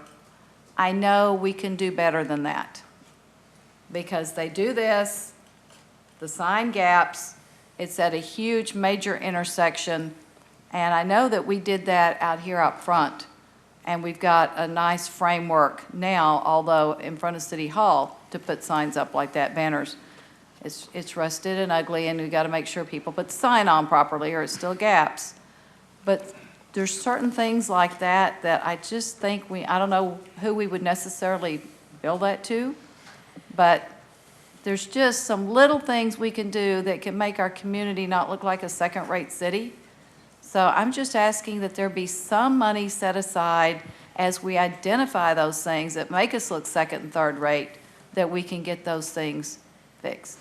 That's all I'm asking. So a small amount of money. A small amount of some emergency contingency dollars, because when I've asked about these things before, it's everything's already budgeted. Okay, well, I'm asking that we have some money budgeted for true community enhancement. Yes, Greg Hart, Director of Neighborhood Enhancement, and that's totally doable. So just to back up a little bit on that balance that Mr. Locke was talking about, so we have 200,000 set aside for demolition of hazardous structures. We're working on our substandard hazardous structure process now. Once we get that done, then we can start taking stuff down. So it'd be very easy to set some money aside for that. We just need to have a process similar, kind of like a mini CIP, where we have projects that our partners in other departments come to us, we need this, and we start knocking them off the list. Exactly. They don't have money budgeted for it. But to me, this is community enhancement. That's why I voted for this money, is to make us look better as a community. And that intersection is where everybody drives by to go to La Cima. It's where people are going to be driving by to go to the film studio. And it just looks like, I'm not going to say the word. No, that makes perfect sense. Could That's agree it. more, Mayor. I agree with you. High visible intersections and stuff, make it look good. Well, and a lot of times it's the simple things we can do that make a big difference, and it does just, Just put up a frame, paint it. Yeah, that one is going to be pretty easy. I don't feel as passionately about that, but I trust, like what you said, you know, write out the projects and prioritize them, and wherever that falls in terms of priority is fine with me. I think it needs to be addressed eventually, but I don't even know what you're talking about. I need to pay more attention to my surroundings. Thank okay. you. Everybody in agreement on that? Any other additional considerations for the enterprise? The only other thing is on that community enhancement, I think we're going to be paying through the nose to maintain that Craddock median until we do something more serious with it. But I'm going to let somebody else figure that one out. I wasn't going to go there. Okay, on to the next set of slides. The final set of slides. Yes. So Yes. thank y'all for your patience. We're making really good progress. Really appreciate y'all. This is the final fund that we will cover, is the hotel occupancy tax fund. We begin with just a fund overview with fiscal year 22 activity. The total revenue in the fund exceeded budget by 133%. We brought in $4.7 million, and we budgeted $3.5 million. And that was with the significant growth in our hotel taxes. The pre-COVID hotel tax revenue was $2.4 million a year, and we brought in $2.9 million during fiscal year 22. So we've seen a lot of growth. On the expense side, our budget was $3.2 million, and we spent about 95% of that at $3 million. So in total, we added $1.7 million to fund balance, and we finished with a $2.9 million fund balance in the hotel tax fund. There's not a minimum target in the hotel fund balance. So in fiscal year 23, the total revenue budget is $4.3 million, and the total expense budget is $4.9 million. The reason for the expense over the revenue is there was some one-time capital expenses. It was the Arts Master Plan and wayfinding, and my understanding is those have been placed on hold for this upcoming fiscal year. Here comes Miss Ibarra now. Oh, wait, what's on hold? Ms. Ibarra, are those two projects on hold for this fiscal year? We just have it. Hi, Rebecca Ibarra, Director of Destination Services. We are, the wayfinding sign, we are moving forward as soon as we get better direction on the gateway signs. So then we'll be moving forward with that. But hopefully that will be this fiscal year. This fiscal year? Yes. Which is why it's not in for next. Maybe. Well, that'll be the second part of it. We're not exactly sure what the cost will be. Right. So, fingers crossed. And yeah, when we brought the current budget to council, we budgeted the first half of wayfinding, and then we wanted to make sure that the second half would be done the next fiscal year, which will be for '24. But once we find out exactly what those costs are and what all they can cover, but we wanted to make sure that we have adequate amount to be able to cover that project. Yes, sir. Thank you, Ms. Ibarra.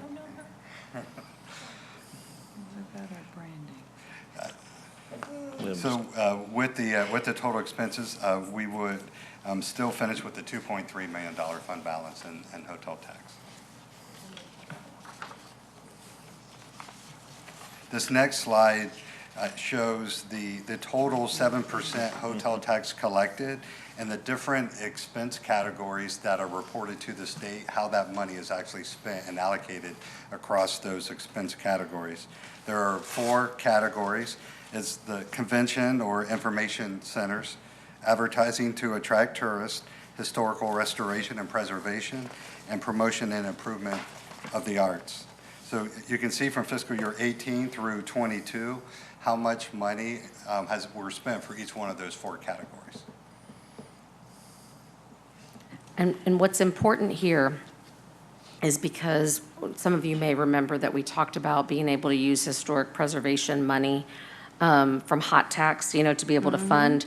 Well, we're going to need to get a better idea because it looks like some of the Main Street money has been going as part of historic preservation. And since there's a 15% cap, that may be an issue. So we just need to work through that and really make sure we have a good handle on that. But that is where that historic preservation allocation, to my understanding, has been utilized by the city historically. Ms. Carson, do you have a question? Well, I was just looking at the FY23 and talking about consider HOT as a funding source for special events. That's just like throughout all of these expense categories, right? Like, I remember y'all talking about that, and I wasn't passionate one way or the other, but I was curious as to what all we did with that. You can just update me on a one-on-one. It's like a very minor question, or a very specific question. I think Ms. Ibarra can tell us now just kind of a little bit as far as what we use that special events funding for. So, I feel like. So the special events funding, we have a variety of events that we do. There is a grant process. They come in, they request, and then we fund them up to a certain percentage. So that is all types of events that occur that do generate traffic, outside traffic into the city. Perfect. So the goal is to bring in heads and or hotel traffic as a result of the event itself. Cool, clearly it's working. Okay, It awesome. is. Thanks. You're welcome. That's it. Any other questions on that portion of it? I have a question about this slide. Of the 4 categories, are salaries spread across those 4? That's a good question. Just the first one. Thank you. Okay. Mr. Locke, is that it? Yes, sir. Okay. So then the next slide, I think you have a couple questions for us on this. The continuing budgeting revenues based on conservative historical trends. I'm going to say yes on this just because the comptroller's office, no matter, we've seen a significant uptick, and we've been very lucky and very fortunate, and hopefully that continues. But, the comptroller's office and a lot of people are expecting a potential downturn, and I would rather see us end up with a little money in the end of this and then, be crazy with it. So I'm definitely on the conservative side on this, colleagues. I want to know what historic we're talking about.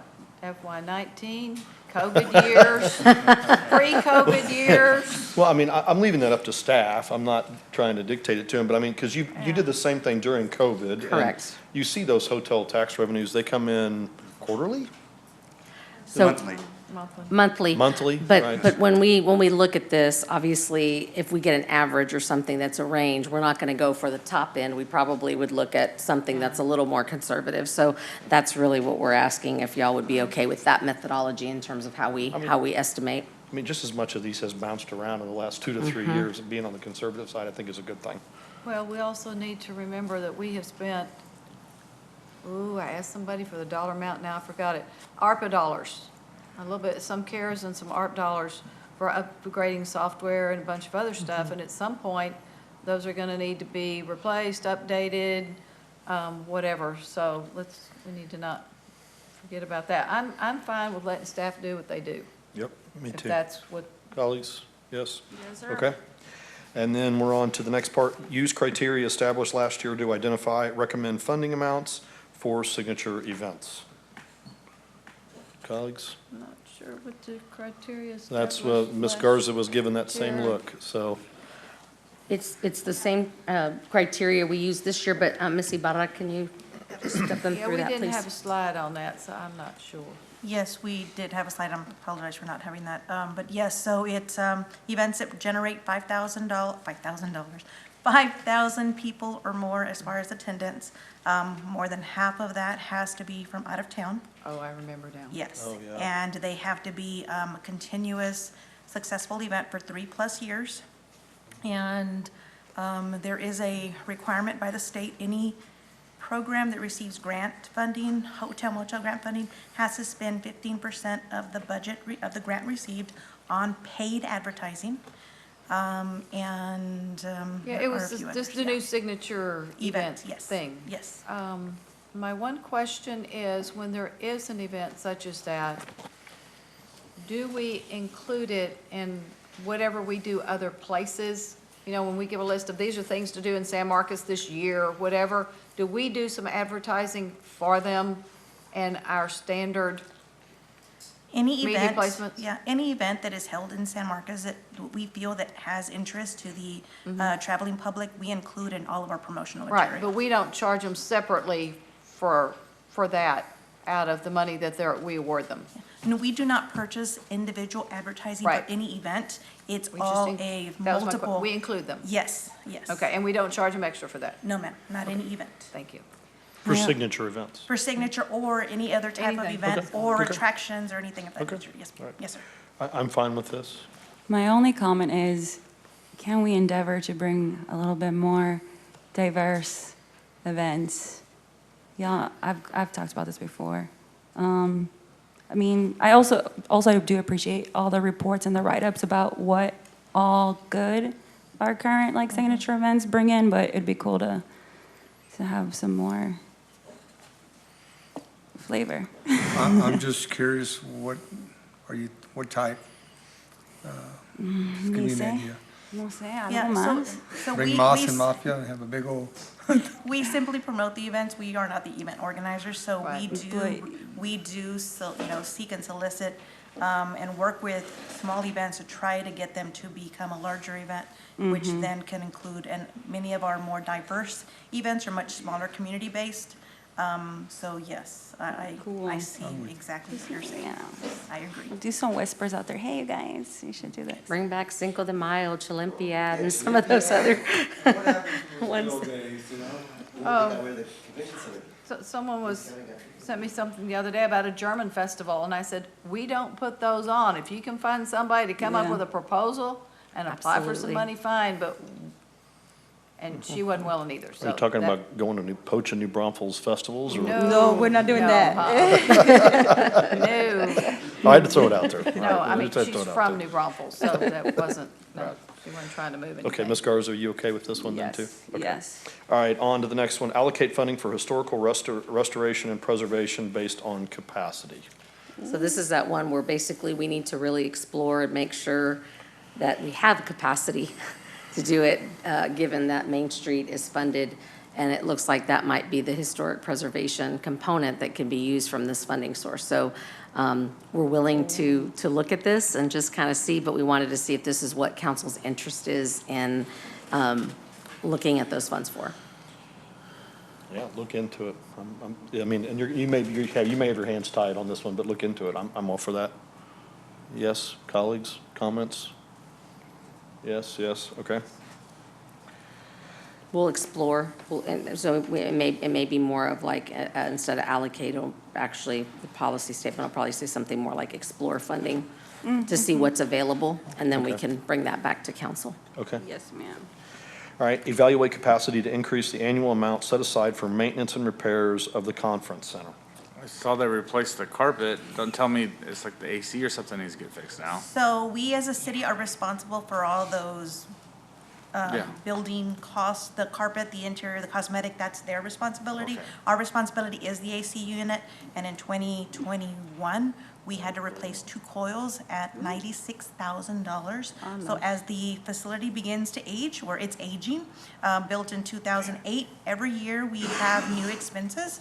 This year, we will likely have to redo the parking lot, which will be an estimate of no less than $200,000. So we will come back and request a budget adjustment if we have the money, if we can find the money there. But yes, so as it continues to age, we are at the point where we need to increase allocation. Right now, we only allocate $10,000, so we're looking to increase that as well. Whatever we need to do to keep up, bringing people in there and make it look like a pristine center, I'm all for. I mean, I went out there a lot the last month, from gun shows to transportation summit, you name it. And it's a key component that we have to bringing in hot tax money, right? And so if we have to figure out how to spend some more money on it, let's do it. Yes, sir. $10,000 is not very much. No, sir. No, A does this building come- that size. And Does this come out of the venue tax? that's what I was going to No. ask. No? No, it doesn't. No, it doesn't. And we can't spend it out of the venue tax? No. But we can spend Darn. hot tax money Yeah. on We it. can spend hot, Hot yes. tax money we can, but not the venue tax money, because that goes to pay back the debt on the. That's the debt, okay. Right. So we're talking about hotel tax money to do Yes, this? yes. Oh, yeah. Yes, yeah. Yeah. But I we're mean, just it's our- reaching like the big ticket. Protecting our investment. Well, I mean, and it was just 2 years ago. I remember voting on the air conditioner replacement. It was a pretty substantial amount of money, and that came from hot tax too, correct? Yes, sir, it did. Yeah, whatever you have to put money in from hot tax for that, I'm all for it. And those will have to come back as a line item each time? No, just for next year, we will have a line Okay. item. For the current year, that's when we're coming back as a request Okay. for a budget adjustment. The only thing that would be an emergency situation out there, that they have an emergency repair, would be to eventually come in for a line item? That would be like the AC units breaking. Okay, all right. Do we still get to have 2 events there? Is that still like in a contract? Yes, so we can have multiple events. It's, where we end up paying the cost is for food and beverage. So you really don't pay for the use of the facility. What you pay for is food and beverage. Okay. And setup fees. So technically, every event is free, but you just have to buy food. And that's where the cost is, significant cost is for things, so. So we've had people that have called and said, hey, can y'all comp the conference center, to us? And it's like, well, it is something that we can work on doing, but they're gonna charge you food and beverage, and so you're really not gonna get it comped, you're gonna have to pay for that. The city doesn't get a break on that. Any other questions on the funding for the maintenance of the conference center? No. I think Gotta do it. I think we were all yes, okay. On to the next one, allocate up to $500,000 for the second half of wayfinding. So yes, so we'll know more as Ms. Reyes stated, we'll know more the cost for this year to know how much we'll need for next year. I'm not for this one till we get our branding done. Well, and that was my extra line I had here laid next to me as other stuff, as extra considerations, was the branding logo.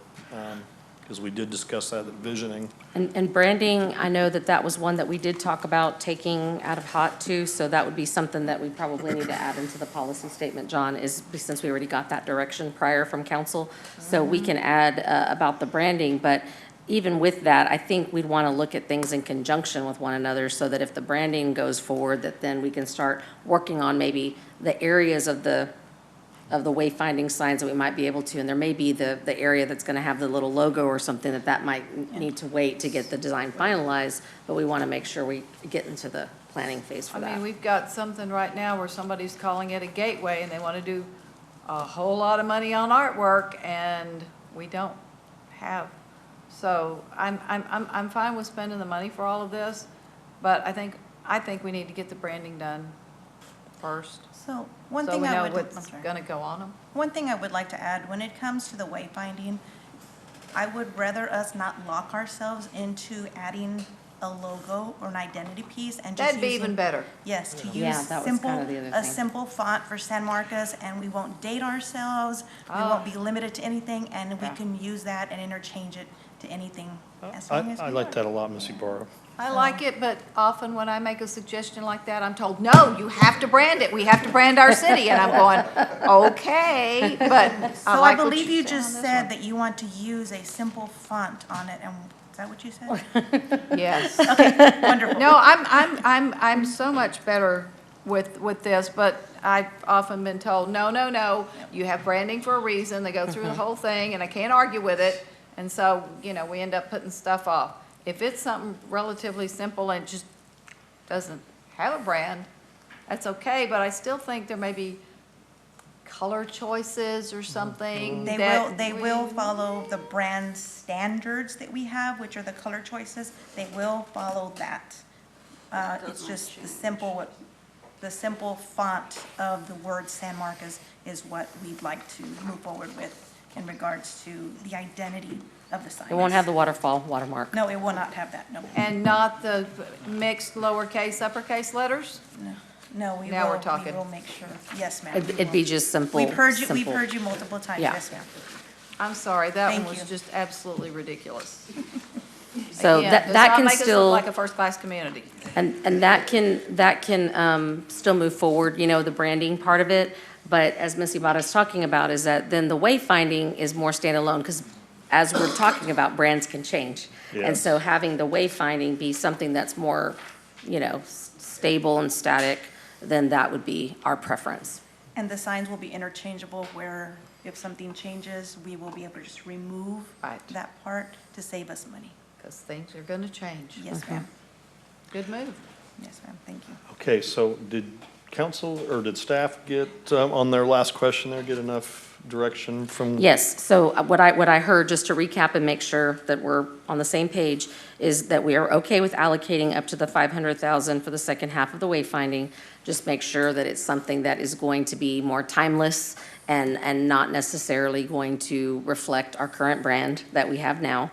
And then also, we will move forward with the branding, looking at branding and funding that out of hotel occupancy tax. And the thing with that too, that's more of a one-time expense. Correct. I mean, and we've got some additional revenues now, and it doesn't lock you down for future. So Right. It's not That's why I recurring. like that, seeing that done now while we do have some additional revenue to work with. Correct. Colleagues, any comments on either one of those two suggestions? I'm good, just don't make it ugly. And we'll be bringing the gateway signs back to y'all too, so y'all will get to look at that. I know Will we there's be been able to some open this up for changes. the city on the logo? Can we open this up for high school students, just common citizens to contribute to our logo? That process remains to be seen. I've been saying that we have a contest, but there's a lot of reasons that I've been given that that's not a good idea, and I'm not sure that I'm buying all that totally yet. I can tell you what I've heard, and Ms. Ibarra can fill in. I think that what I've heard a lot over time is just from the design professionals that we have on staff, that the brand is something that is your identity piece, and you don't want to leave that into the hands of, talk about not looking like a first-rate city. Most people use consultants that really do help with establishing to look like something professionally done versus it being something that could look like a cartoon drawing or something like that. So I think that's really where it's come from, is just that there may be some opportunities where that makes a lot of sense, but really it's just more of, you don't want to put something so important into the hands of someone who's not trained to look at it from that branding perspective. Would we consider at least using the final options as? Well, I suggested college students, because some of these students are going to be out working for design firms, doing this very thing, 6 months from, when they graduate. So I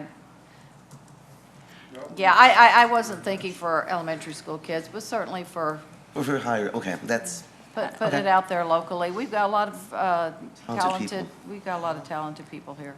And I think the other part of it is that then like when you have consultants that actually do the campaign and go through, they're in charge of outreach, they're in charge of coordinating all that. We would then, it would shift that to staff to have to do all of that. Right. And so that's another thing that doesn't make it as turnkey. Completely understood. I'm all for bringing the community to give feedback and all of that, but for this in particular, I used to be very I didn't understand everything that goes into graphic design and just like communication design. It's like a whole psychosocial science of it all that goes into that. It's like an art, so. Well, that's completely understood. We let the yeah. professionals do it. I just Yeah. want to. Yeah, I think there's ways to incorporate the community for different branding If we had 4 or 5 things. designs at the very end, just at least open it up, and just something to. Yeah. let the Yeah, citizens they feel did that their- last time. Oh, and that's where we ended up where we're at. No, I think we ended up with something different, didn't we? Yes, we did.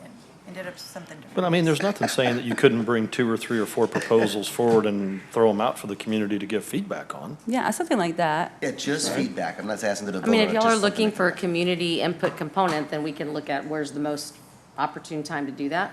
Yes. So we can incorporate that if that's the direction of the council, and, we can let you know, kind of, in talking with the consultant, what seems to work the best at Okay. what phases of the process, and bring that back to council for y'all's consideration. Thank For you. sure. Anything else on that? Okay, staff, do you Thank need you. anything else from us? Any other considerations on anything we discussed tonight? Ask Ms. Reyes. Ms. Reyes? I don't believe so. Thank y'all. This was great. Y'all got through it pretty quickly. I mean, considering that there was a lot there. So, very much appreciate Mr. Locke again and his team for getting everything prepared, all of our directors who provided information and spent time today and gave y'all information, and then council for y'all going through all of it very diligently. Really appreciate it. It was good to see everybody. Yes. We agree. We agree. And then I'll just finish up. It was a real honor to run tonight, the meeting tonight. And The calendar It's something recap. about 2 more slides. Yeah, we just got 2 more slides. But we that's- did? But it's no decisions or anything like that. It's just to finish it up. It's calendar, I think. Oh, yeah, It's just to Let 'em finish recap kind of presentation. where we go from here, All right. just to remind the We'll wrap public up. and the council. Okay. Oh, recap, yep. Just that one. It's not allowing me to advance the slide. Just kidding. While everybody's still here, I just want to thank y'all, and I really appreciate each and every one of y'all for y'all's hard work, and we do see it. Thank you. Yeah, especially those who didn't speak to us, that were just waiting for us to ask questions. Thank you. Yes, those who Your patience. sit and wait, but yes, thank you. It's important, it's important to have y'all here. Every now and then. Thank you for all your work, and thank you for the work you're gonna go do from this point forward as you go working on your budgets. There it is. Great, and this is a slide that we began with, and so we're just closing it out, with this slide as well. So all of the guidance the city council provided us this evening, we will redline the budget policy statement from this current fiscal year, and we'll provide that for city council's consideration at the second meeting in March. So that's the next step from here. Okay. I think we have one more slide. Any questions? Oh, look at that. Love that. Yes. Love that. That's cute. I love that. So one more formal thing, questions with press and public? Have anybody signed up? Anybody wish to speak in the audience? Again, I'll thank staff. I know this is a lot of work, and thanks to my colleagues, and it was an honor to run the meeting tonight, and hope the mayor gets better. And thank you for running the meeting tonight. Good appreciate it. job, Mr. Mayor Pro Tem. And appreciate all of you, and I will adjourn us at 9:04. Thank you very much, everybody. All right.